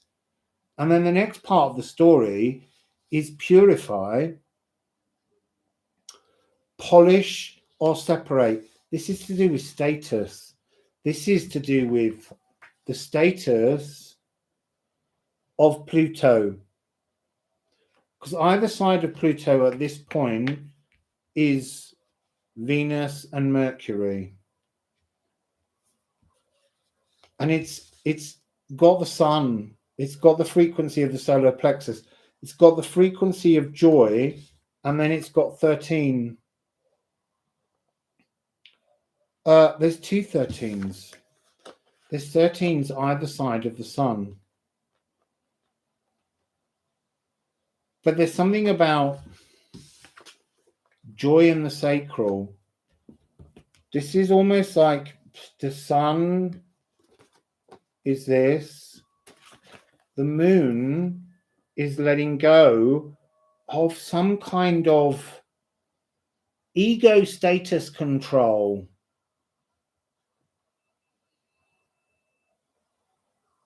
There's something about, though, with the two 13s either side of the sun, talking about the 13th.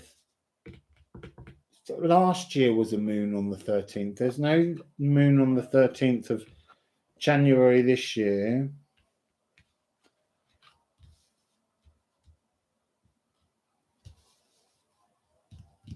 Right, I'm going to put some runes down. Pisces moon is March the 13th. Yeah, there's a lot coming before that one. But it will be interesting, the 13th of March, because there's the 3rd of March is the last passing of Venus and Pluto. Plus, the Pluto returns on something like the 22nd of the 2nd, 2022. So what's this stellium about?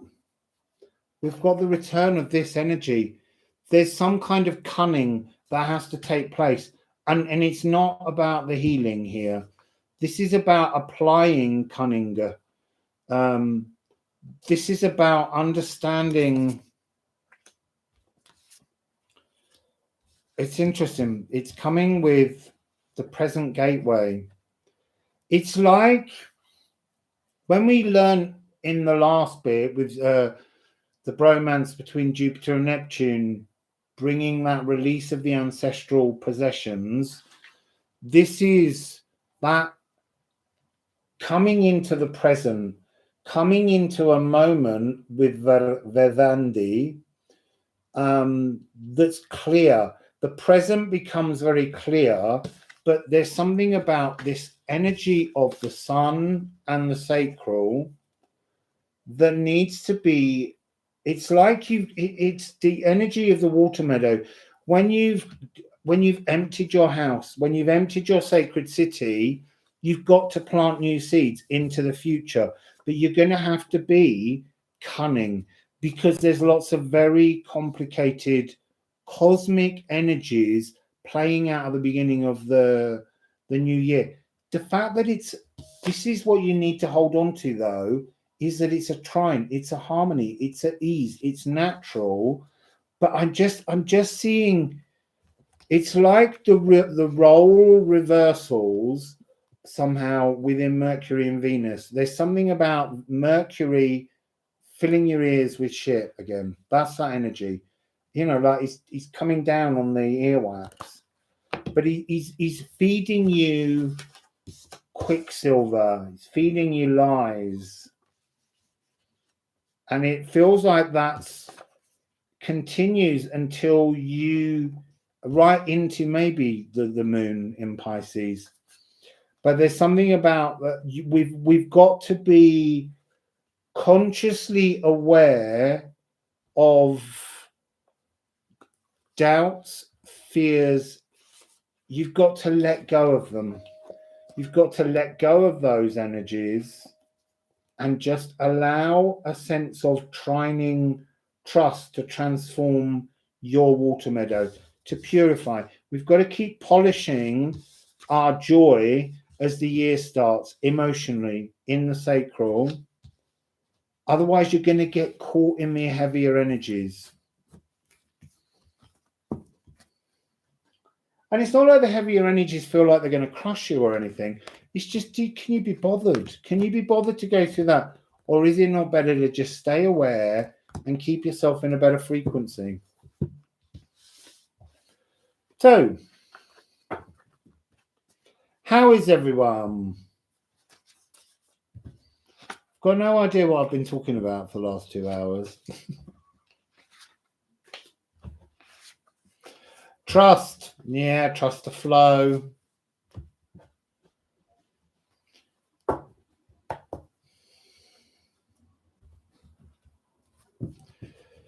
So, let's just... Ooh, magic.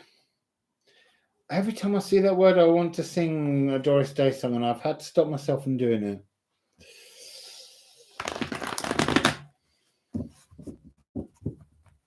Right, final message from whoever. Final message from whoever, from whoever, from whoever. Interesting. What's this one? Oh, look, that's really fascinating. The central card is the lower world. The card at the beginning is Tame the Wind. She's looking at tame your journeys into the lower world. Tame your fears. And then coming up behind is Pachwamama. So, sure if they're all in the shop. It's like it will be tamed. It will be tamed. The lower world is Pluto energy. It will be tamed regardless. There's something about this being Taurian, 5th of May type of energy.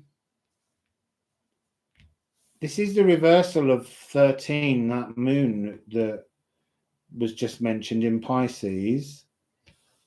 And this is a new frequency coming in, but I'm being shown this as kind of, see, I wanted to say Juno at first, but there's something about it being sort of Ceres frequency.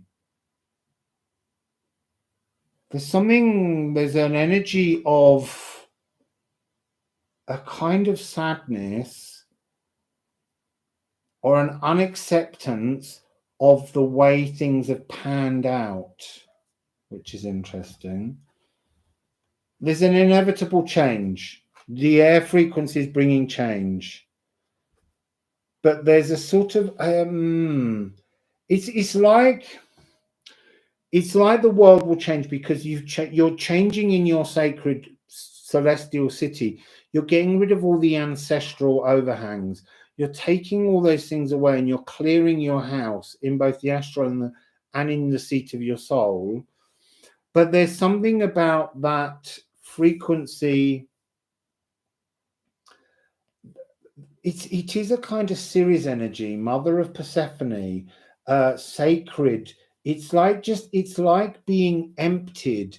It's like being purged. And there is a moment where you do kind of just look around and you kind of feel a bit sad that familiarity has been cleared out. It's like the dust and the cobwebs were part of the patina of your existence. And when you polish them, when you burnish and clean and shine everything back up to be your empty palace, it's slightly unnerving at first until you get used to it. So we're redecorating. Shiver me timbers. Arr! I come from Hastings, and we have in Hastings Pirate Day. And actually, we have the Guinness Book of World Records for having the most pirates, not real pirates, amassed on the beach. And we always have battles with Penzance, who obviously have the pirates of Penzance. And we always win because in Penzance, all of the people that round everyone up are so drunk, they forget to hem them through the thing to be counted. So they might have more pirates, but they don't beat Hastings.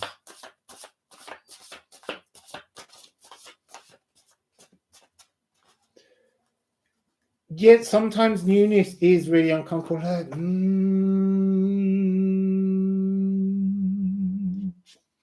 The lower world. It's about a spine cleansing. It's about being given a new frequency. Hello, William McCanna. A wisdom of our glory from before time began. Wisdom from the Spirit. 1 Corinthians 2. So, 89, rust. Calcified. A little bit like the energy of Corinthians. That can be a little bit calcified because it doesn't update itself, William. It doesn't move with the times. And so, sometimes we have to look at, this is that energy of the patina that's actually stopping us seeing the modern world and working with the people around us.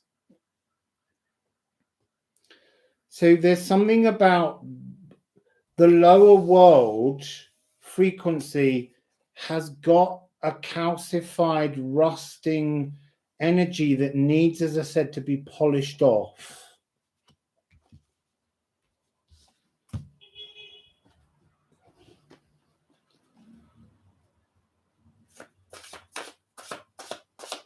So let's just see what else is coming. Again, this is this energy. This is the energy of change coming in. This is the energy of Gaia, Uranus consciousness in Taurus, coming in to change the frequency of the earth, to change the energy of the mountain goddess. I want one for Taming of the Wind. There we go. Oi, looky, looky. The wind will return us to the real world, but in a newly cleaned up way, to have sensual expression, to understand how to it's about how to weave a more tangible physical world that's workable for the majority of people, rather than this old calcified lower world that's almost, I'm being given that sense of just like it was a trap. It was an energy that ancestors have been caught in for ages, and it's time for it to be kind of closed off. It's like that energy of the Thorn that we looked at, going inside, releasing the ancestors, and then this no longer serves a purpose because you've cleaned away all of those frequencies.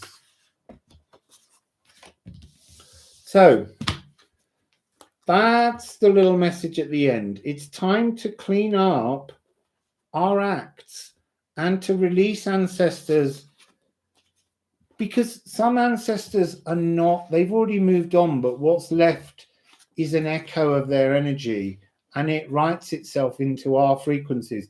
And the Sappho, it's interesting. That's also interesting. Sappho as an asteroid is the only real historic figure that an asteroid is named after. So it's about finding your truth rather than the mythical god frequencies. It's finding the real energy of you that exists in the world. So that's the reading. Any questions?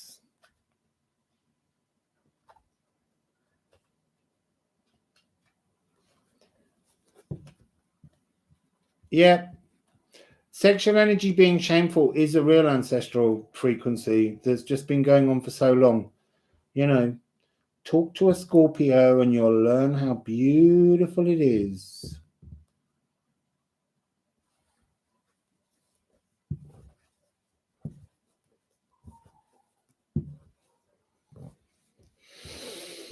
I am just reading your comments so that I can answer things, but most of you just being kind and saying thank you. Thank you. Thank you. Thank you. Thank you.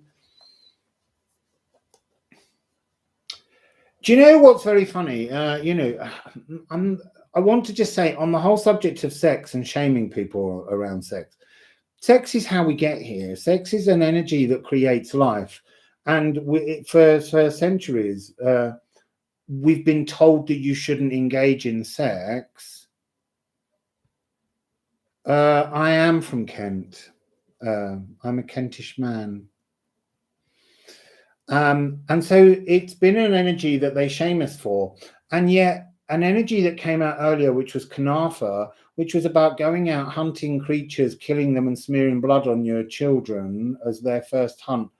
That's praised. We praise the energy of molestation and murder, and we try and make the energy of loving sexual pleasure something to be ashamed about. And that's that kind of energy that I've always felt needs turning on its head.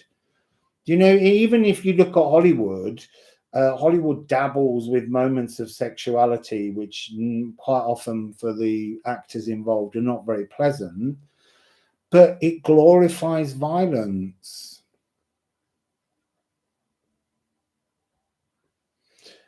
So that's just me. I mean, I'd much rather know that people were having sexual pleasure than going around torturing each other.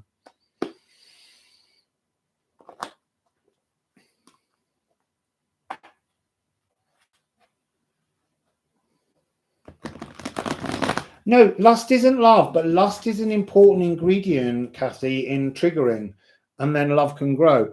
It's just that you can have loads and loads of lustful experiences, and they're fun, but at some point you notice the emotional emptiness of them. But they're not wrong. People can be conceived from lust, and people can be conceived from love. They just move in different cycles. And it would be really nice if a really loving cycle could grow that has a lustful playfulness. If we could just bring them both into, yes, sensuality and sexuality. If we could just let go of being bothered about who's having sex with who, because that's always been a problem.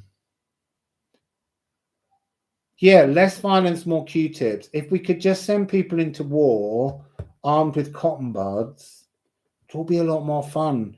If we just had to pin people down and clean their ears for them, do something nice so they can hear the message.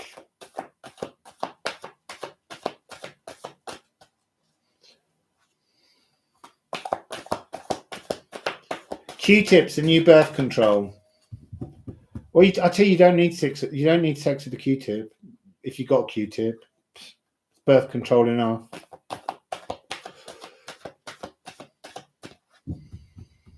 So, anything else? Anything else? I'm just shuffling these cards because I haven't played with this deck for a long time.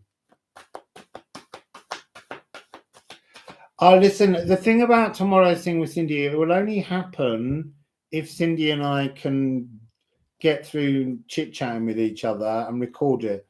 And then I imagine we'll work out when it would go out.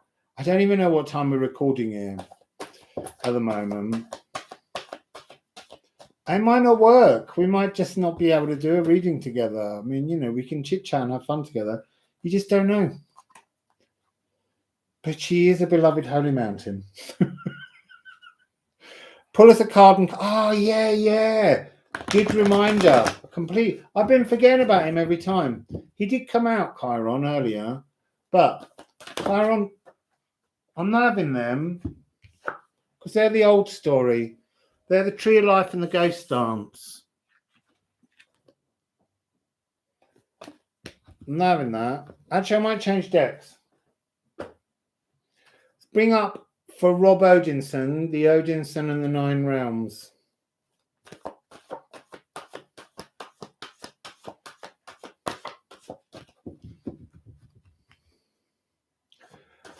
Odinson and the Nine Realms. What do you want to say about Chiron? Chiron. He's got a bit of a spillage. He's got a big spillage.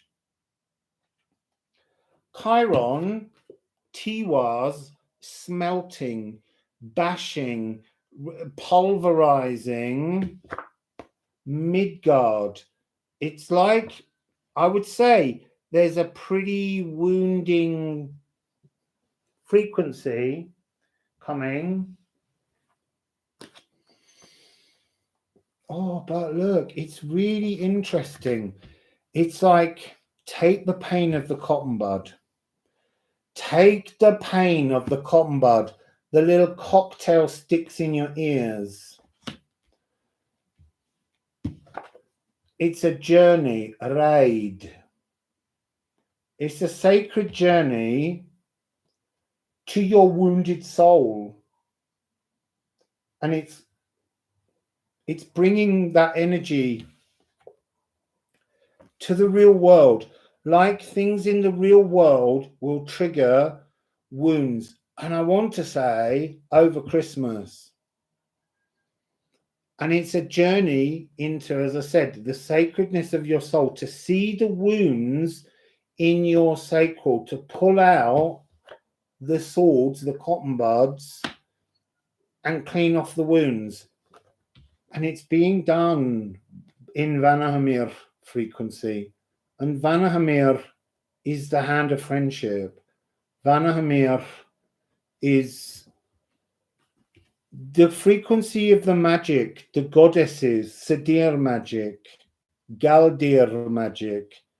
This is the frequency where I always say, this is the energy that we're slowly heading towards. A world without borders, a world where people reach out and help each other. That's the energy. But I do think it's going to hurt first. So I'll just put these on. Yeah, it is. The thing is, Kathy, I used to think that the Valkyries were residents of Vanahamir. But for me, the Valkyrie are outside of time. To me, they're the daughters of the Norns. They're some kind of primordial beings because they shape the fate of humanity. They weave the entrails of the wounded into tapestries to decide who lives and dies. So there's something a little bit darker in the Valkyrie's frequency than there is in the Vanahamir. The Vanahamir are much more healing frequency. But I'm not saying that's true. It's just how I feel about it. So, dissolving wounds, Cancer, for dissolving the wounds in the seat of your soul, reabsorbing and having a new emotional osmosis, allowing your soul, your sacral, to be healed. And this has this beautiful word of ancestral miasmas, those kind of ancestral wounds that were primal, that choke you, being cleared up.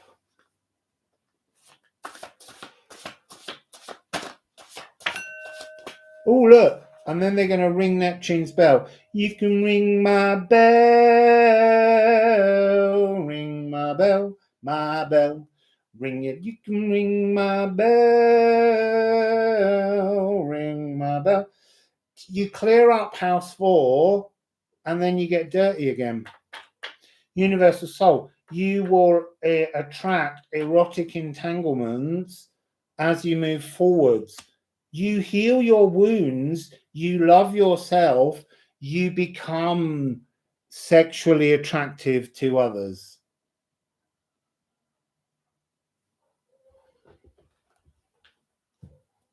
Yeah, the Vanir are very much the natural world. They're kind of, there's something of the Fae energy about them. There's something about the need for no walls, no barriers, no fears. You know, they didn't go around slaying giants and then thinking that the Jotun are on their back. They just live in harmony. And that's that energy of 2022 that's coming. But I think we've still got to get through some uncomfortable energies as this year ends. Look, see, I just said magnetism, erotic entanglements, this energy of sensual expression, so Vanahamir. You know, they'll all be lounging like Sappho, doing what pleases them, and they won't be shamed. Moon in Aries, it's impulsive, it's natural, it's something that just it's gonna be a dirty year once you get seriously, look.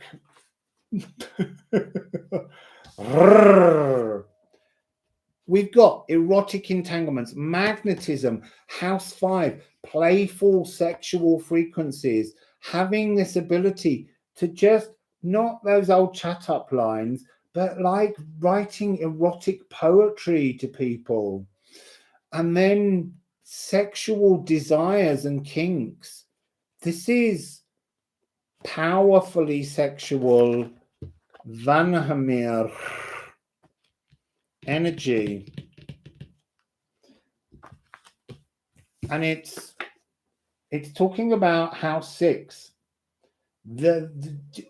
By engaging in erotic pleasures shamelessly, you move on to house 6. You transform your health. You transform your mental health, your physical health, because somehow you've released something. And there is something about the shame of the sexual pleasures being part of that ancestral energy. Arsenic is the swan transformation, taking some rotten old lump of clay, grey clay, and crystallizing it into something shiny and beautiful. Exactly. Prepare to pinch a tent.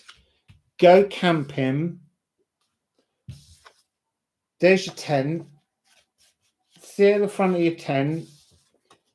Call in someone else with your magic song poetry. And then shoot your erotic desires at them. And it will be a double tented transformation. It's like the tent of bliss.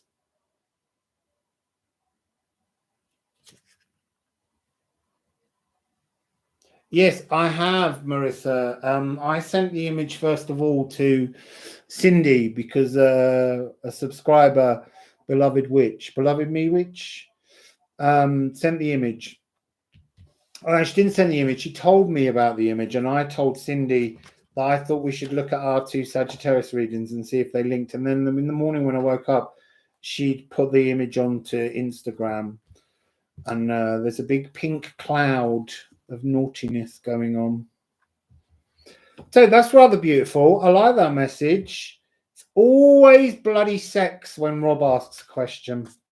Doesn't matter what the question's about, it's always about sex. Always.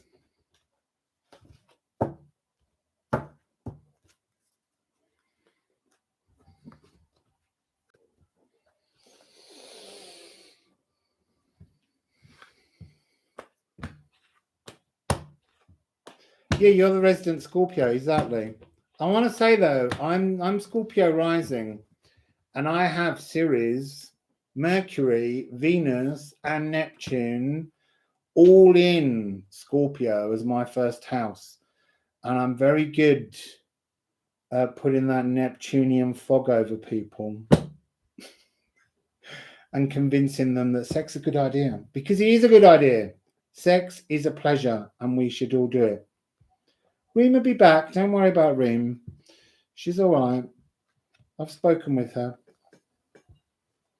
Sometimes we just have to have a break from the channeling. Channeling can be very exhausting. I have to say, last week doing those 12 shadow stories was quite exhausting energetically, because it was sitting inside uncomfortable energies, and by about the 5th or 6th reading, I did take a day off, because there was one day when I was just like, I can't now sit in Sagittarius and Capricorn at the moment. And then actually when I came the day after to do them, I just finished all 4 in one go, because I couldn't keep pulling out the energies. I mean, it is lovely doing this and being able to do it, but there are some times when the energies that you're picking up are incredibly heavy, and as a sensitive, you don't let go of them very quickly. And so I think that it's just a moment where Reem needs some time to just clean out all of her frequencies so that she can let stuff back in again, because it does get very heavy.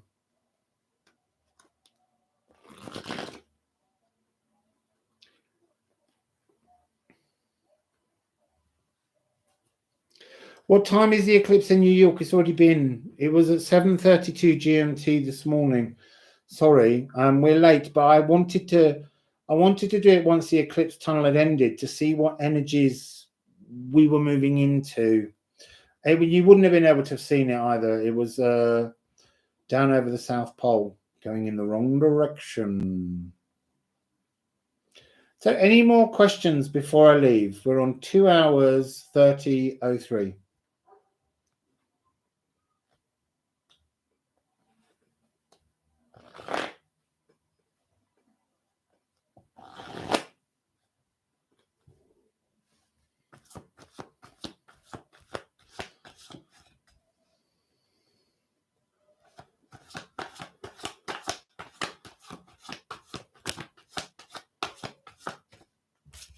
The sun just popped out, which is nice as we stepped out of the solar eclipse.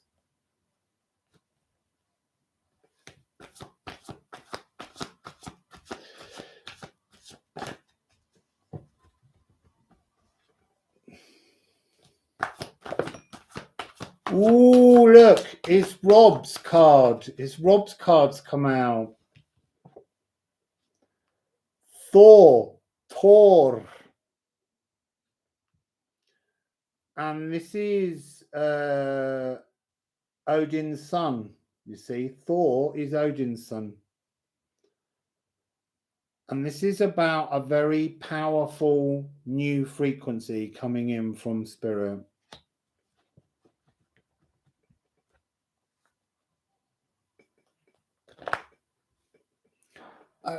This is like the Rob reading. This is one of Rob's favorite cards. This is the Thorn that we had earlier, the black Thorn. Oh, and on the bottom, it's Loki. So that's you, Rob. All the cards that you identify with. The only one that hasn't appeared is Hell herself. You can't have everything. Transform yourselves, people. Spirit is giving you the option to transform you and Rob at the same time.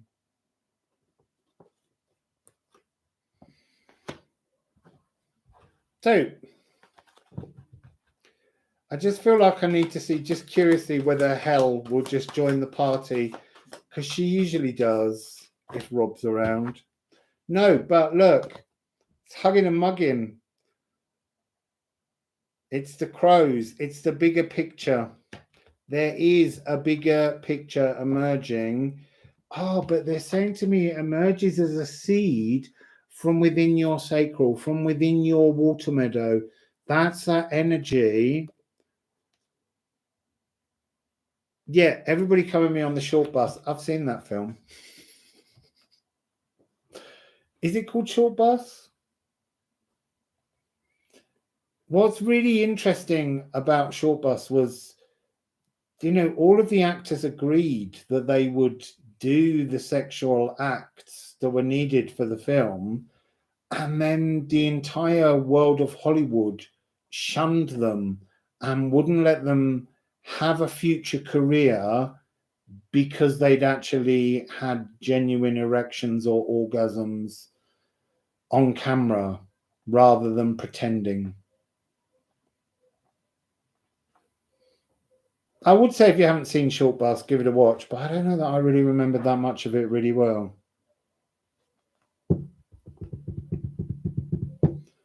I think most people just watch it for the titillation of the fact that they're really having sex.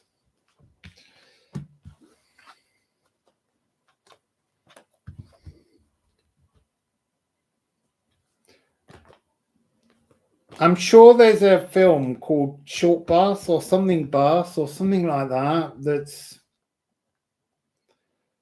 that's all set around a group of people in a community where they're all having sex and they go to some kind of party club private affair. I don't know what it's called. I'm sure it's called Short Bus.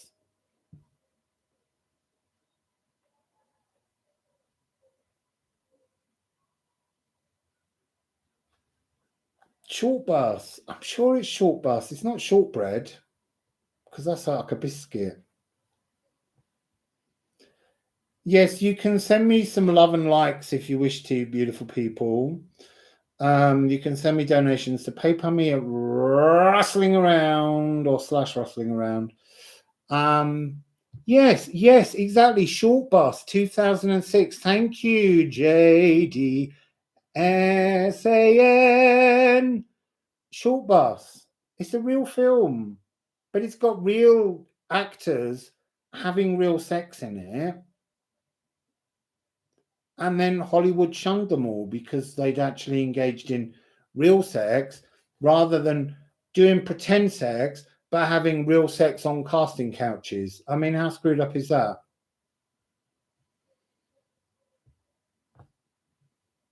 Yes, thank you, Mort.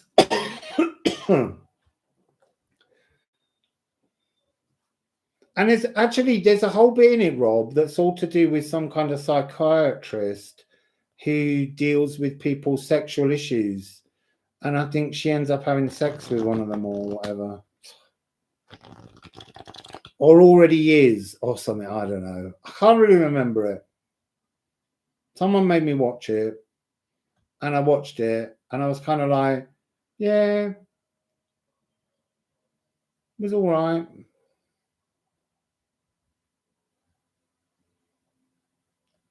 You don't need to research it, Rob. Just it's Short Bus 2006.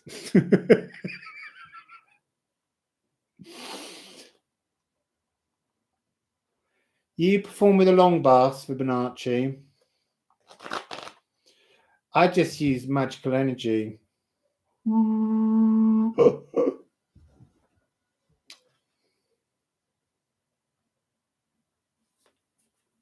Yeah, listen, I'm telling you, Penelope, Hot Hades was on the bus.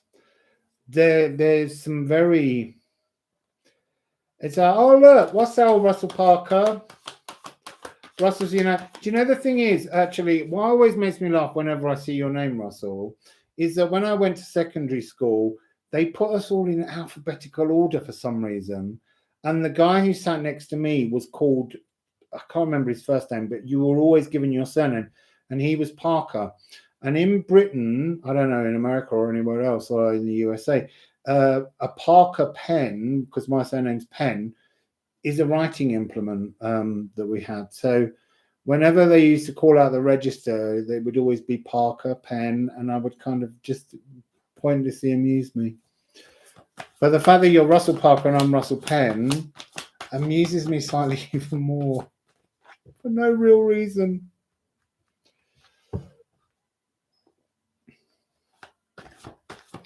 Yep, Parker fountain pens. There's a lot of fountains take place in Short Bus.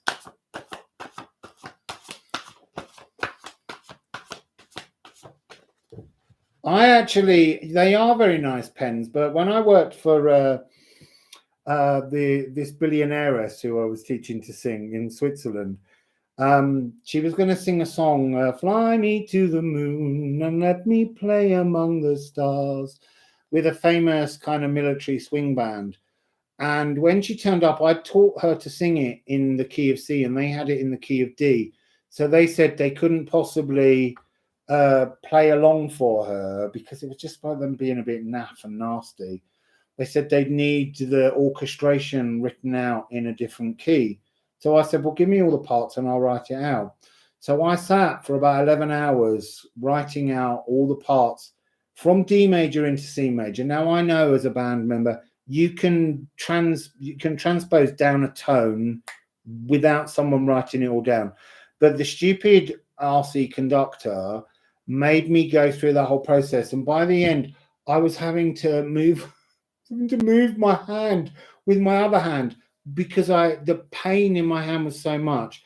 And as a gift, they gave me a Mont Blanc pen. And I carry my Mont Blanc pen. It has pink ink in it wherever I go. And they're so ridiculously expensive. So expensive.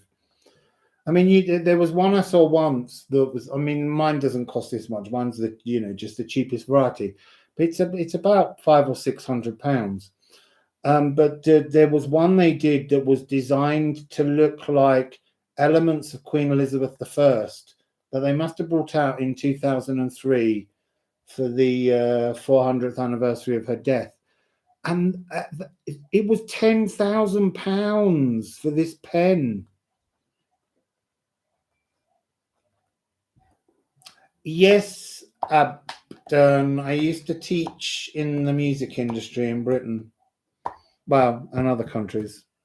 France and Canada and places. Yeah, it's nice to have a beautiful, beautiful pen. Yeah, Alice and I have a wonderful fetish for stationery. The fortunate thing is, do you remember who was the guy that created Charlie's Angels and Dynasty? What was his name? Oh, God, it's on the tip of my tongue. Someone will come up for it. Anyway, he was very, very wealthy. And he had in his house a kind of craft wrapping up room that was just like a craft shop with all the pens, all the papers, everything. And I was just like, yeah, I want that room, not because I need it, but just because it's like a library of craft, color, paper, weights of paper, pens, inks. Oh, someone give me his name. Aaron Spelling. Way. Thanks, Penelope. That's his name. Ba, ba, ba, ba, ba, ba, ba. Interesting. Dynasty. Ancestral lines. And how if you hold on to them, they just make you fight like Joan Collins with Crystal in a swimming pool.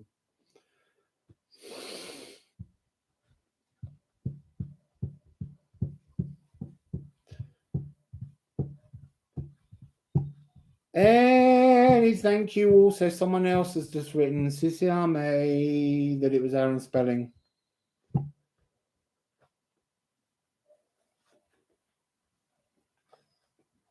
You see, now there's another story that's coming to my mind that's completely stupid, but it's one moment where, because someone was saying I worked with lots of famous people.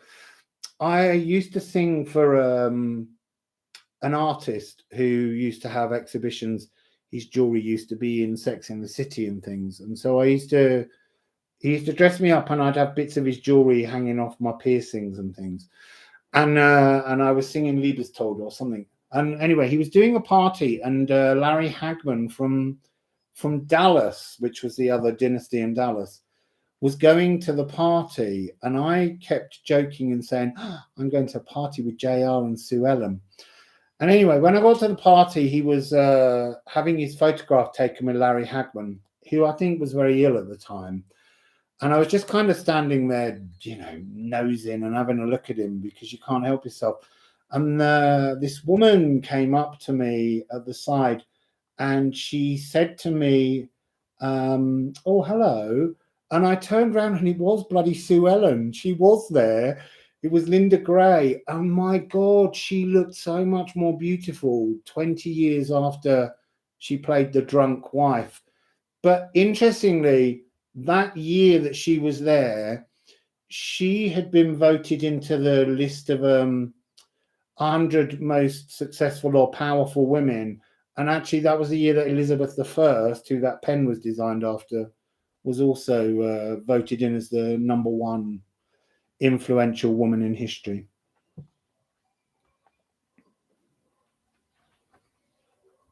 Yeah, Larry was a lovely man, but she was really lovely. But the weirdest thing was when she stopped and said hello to me, I turned around and I really couldn't speak because I loved Sue Ellen when I was a kid. And she just was so beautiful and she had such radiant energy.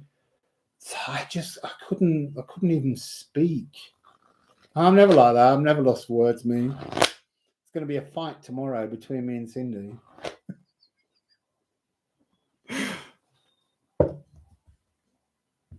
Do you know the weirdest thing is, Abdul? That story, I've only literally just remembered that ever happened to me. The problem with me is once something's done, I just forget about it. I mean, and I know I'm sharing it with you guys now, but they're not memories. I remember. You used to copy her nails manicure.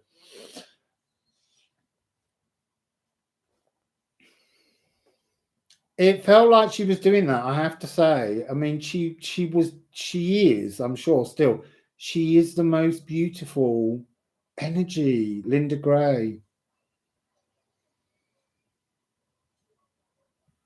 You see, my brain's also making a pattern now with Lady Jane Grey, who was 9 days just before Elizabeth I and her sister Mary.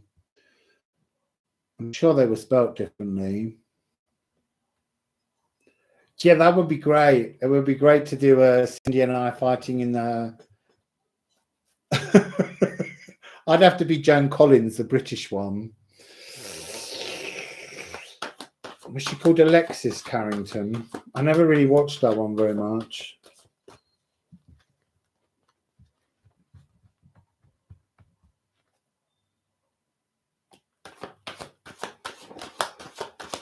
Right, just any final message before I go, because it's nearly three hours. So, la la la la la la la la la. What's the message? What's the message? Ba ba ba ba ba ba ba ba ba. Feels like the trumpets playing the opening tune to Dynasty.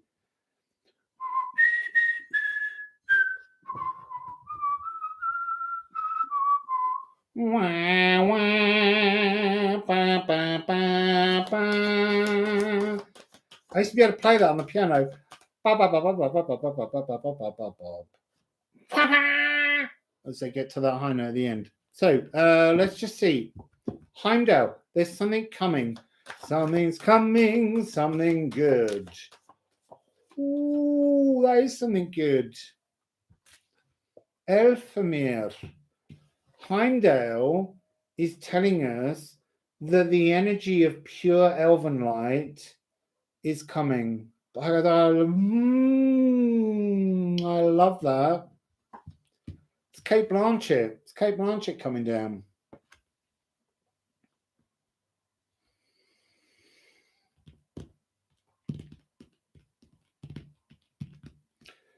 It's a really beautiful, beautiful energy. I feel like I just want to put on, because we haven't had the Toth for ages. Let's have a little bit of Toth on the Heimdall Elfamir.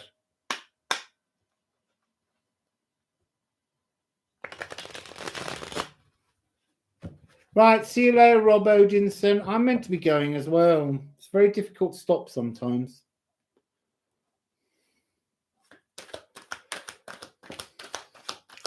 Ooh, sovereignty. They're bringing sovereignty.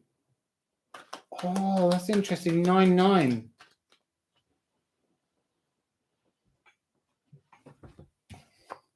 Nine of Pentacles. Hermit. They're bringing Heimdall. Elfamir. It's the same story. They're bringing a new sovereignty to your sacral.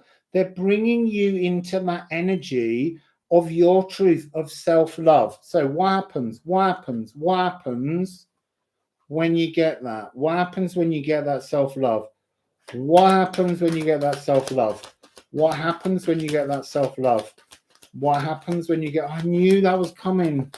What happens when you get that self-love? So what happens? Empress flow, the energy of Empress, all your blockages, all the things that stopped you from being in the real world, unblock. 4 are there. 3, 4. It's a healing. It's the 4 of swords. It's a healing of both. I want to kind of say Tudor Rose. So the Tudor Rose was after the Battle of the Roses, which is the House of York and Lancaster coming together through the marriage of I can't remember her name. Some Eleanor of Lancaster with Henry Tudor. and they combine the two roses together to create the Tudor rose, which is that notion of bringing your heart together because you fixed your sacral.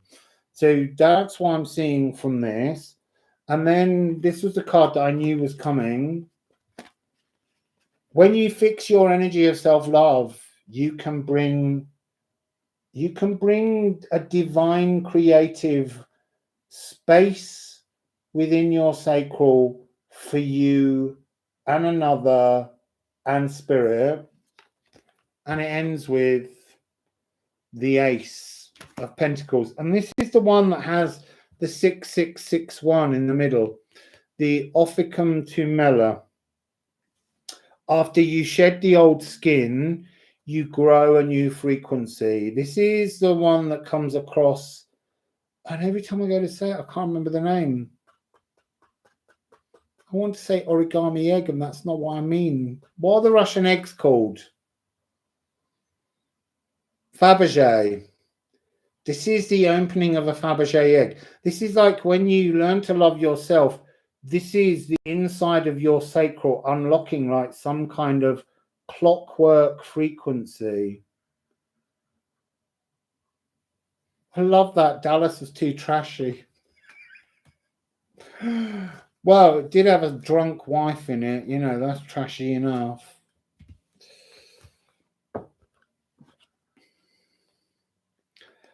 I can't remember the theme tune to Dallas. I can only remember... I know it had French horns in it. Ba ba ba ba ba ba la la ba ba ba ba ba ba. That's the one. So we need to unlock our Fabergé eggs inside our soul. Yeah, exactly. I am a Fabergé egg, but not just that, but you've got the love key to your own soul to unlock the Fabergé egg and let all the layers unfold.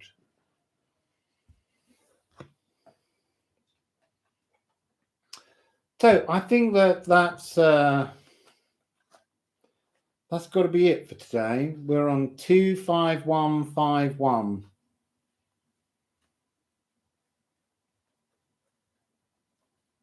So I hope you've all had a lovely time. And I can watch it back and enjoy reading all your comments properly and getting involved.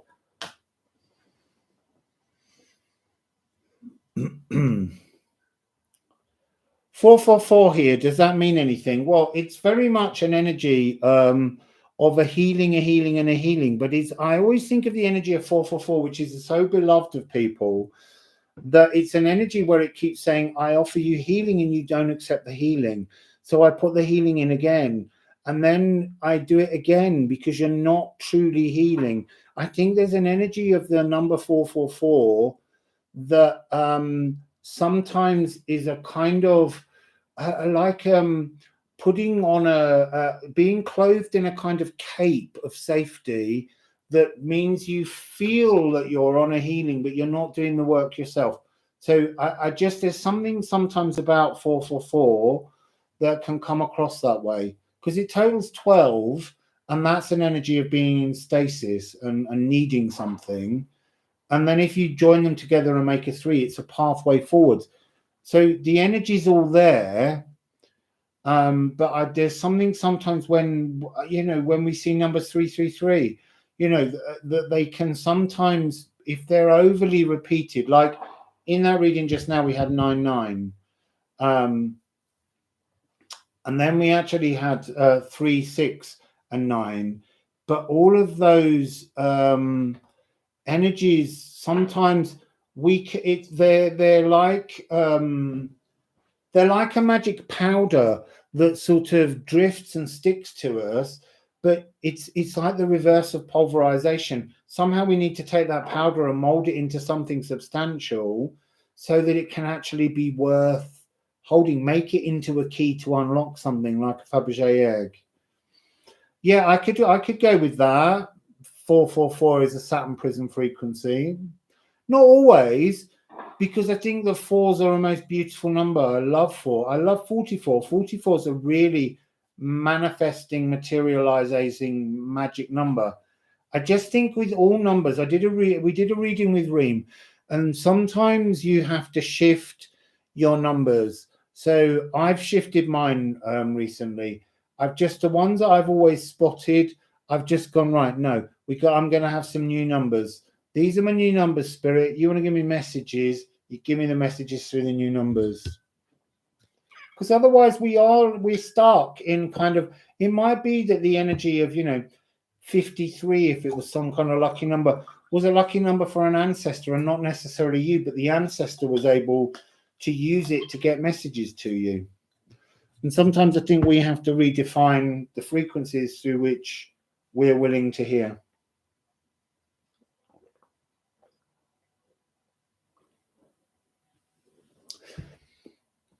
Thank you, whoever brought up 444 briefly just then, because that was, I think, a really lovely message that needed to come out, that would never have come out had you not prompted me. Yeah, Sasha, you're not moving on from 4111411141. And there's 144 likes now, Sasha. You have to write your new numbers down. You have to send those frequencies. And I've chosen new ones, and I'm just like, they're the ones I'm looking for. If you show me the other ones, I'm just going to expect that they're stale energies that are no longer leading me down the right pathways. I want new frequencies.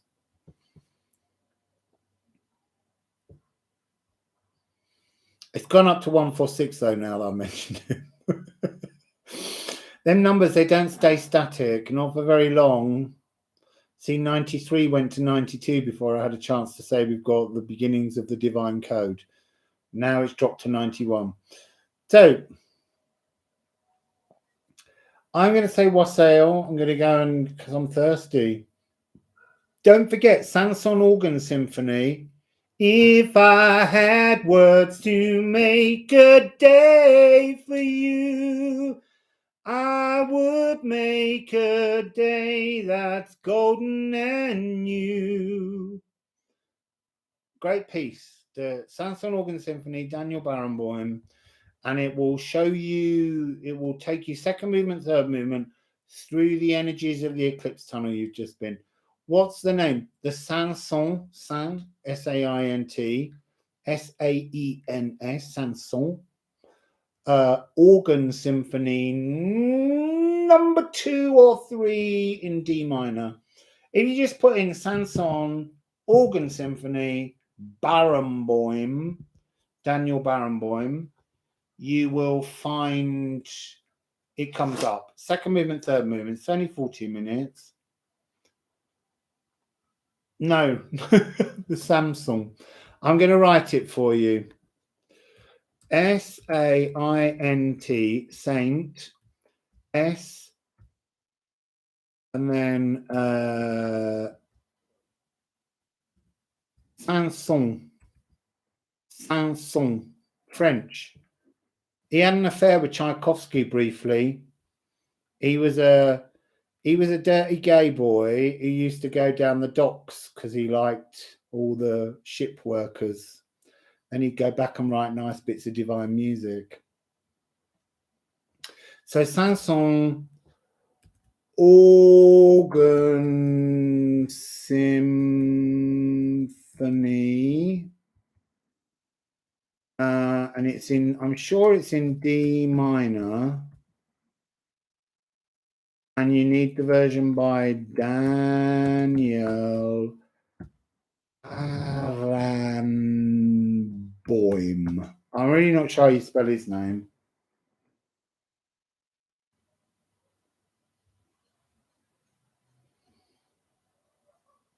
It's a fabulous piece of music. Second and third movement, you will feel like you've been taken through your eclipse tunnel again.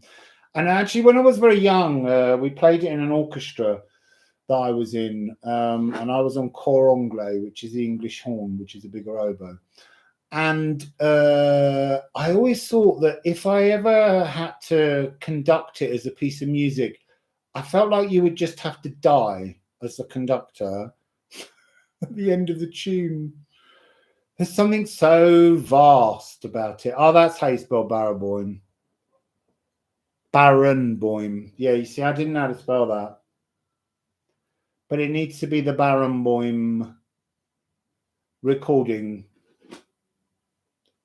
because it's got the right energy. And Short Bus, yeah. Bit of Daniel Barenboim, bit of Short Bus rudery.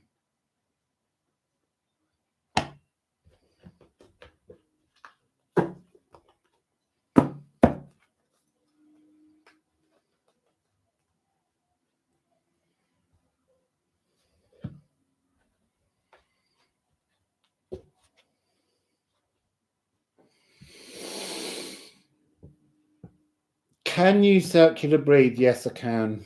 Not singing wise, but when I used to play the oboe, I used to circular breathe. And I had to give demonstrations of it.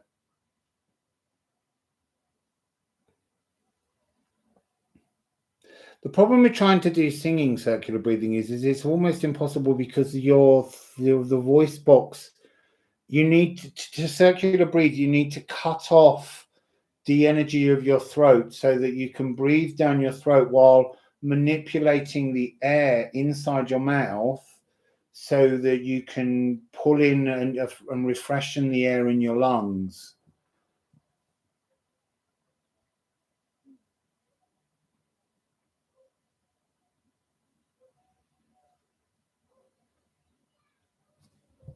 Yeah, I was a woodwind player. I toured all over the world as a kid. It's amazing that how, you know, being a working class child and learning music and playing an instrument that not many people like to, it allows you access to things. And I got to travel to, I went to Canada when I was 17 to do a tour of Canada with a wind orchestra. And, you know, music's been a great friend. It's taken me all over the world. Yeah, didgeridoos, you can do it. It's because you're doing it differently, Fibonacci. It's that energy. It's when you can't do it on a flute, you can't do it on a trumpet. You've got to be able to keep it's because the breath has to come in while you're still pushing air out.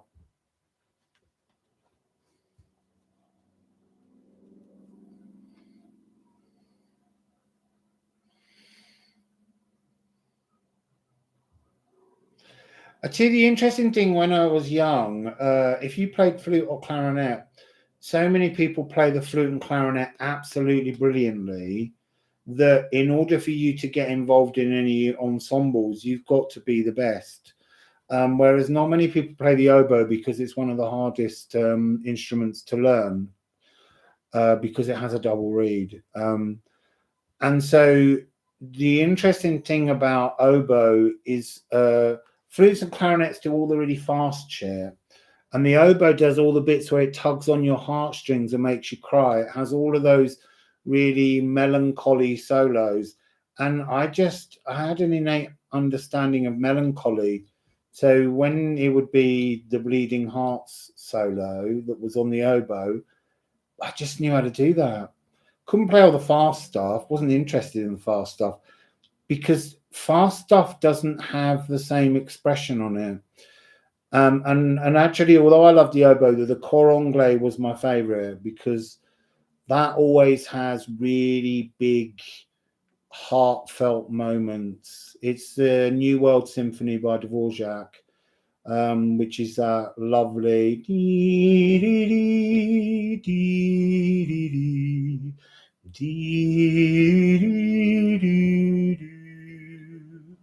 And the other piece, if you really want to hear a beautiful piece of cor anglais playing, there's a piece by Sibelius, the Swanatunaler, and it's a legend of a swan, and he divides all of the woodwind and the strings, all of the strings into four, and they open this big, dark, lugubrious lake that's completely placid and still.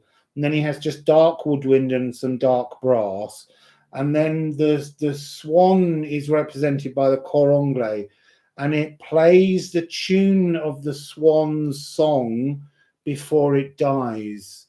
And it's absolutely so beautiful as a piece of music. And it's really is really rich, dark, sort of still lake waters, and they feel vast. So that's called the Swan of Tunela. It's a famous Finnish myth. Lugubrious. Couldn't remember it the second time. It's a nice word, lugubrious.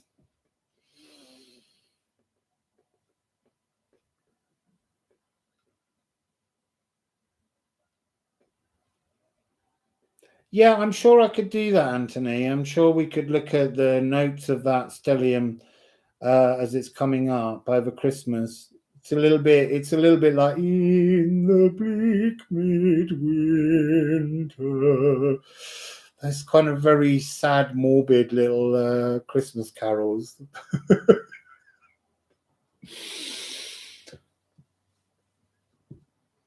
You can lurk, Anthony. Anyone can lurk. You don't have to say a thing. Right, look, we must go, people. I've given you some lovely bits of music to listen to. There's also Valse Triste that you might like. That might be Sibelius too.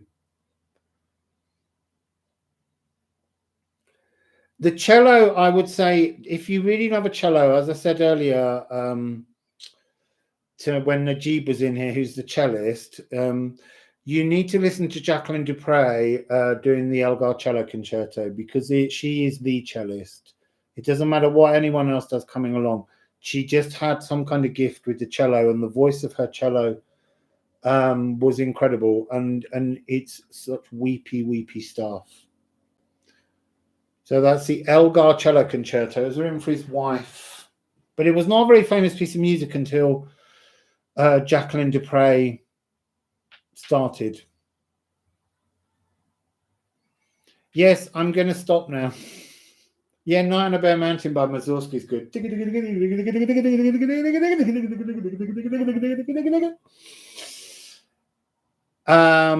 So yes, it's used in Sorcerer's Apprentice, I think, Night on a Bare Mountain.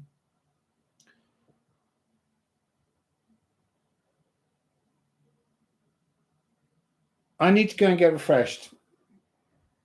So have a beautiful remainder of the eclipse feeling, and I'll be in touch when I've had a showdown with Cindy, Awakening Spirit, tomorrow. We'll see how that goes.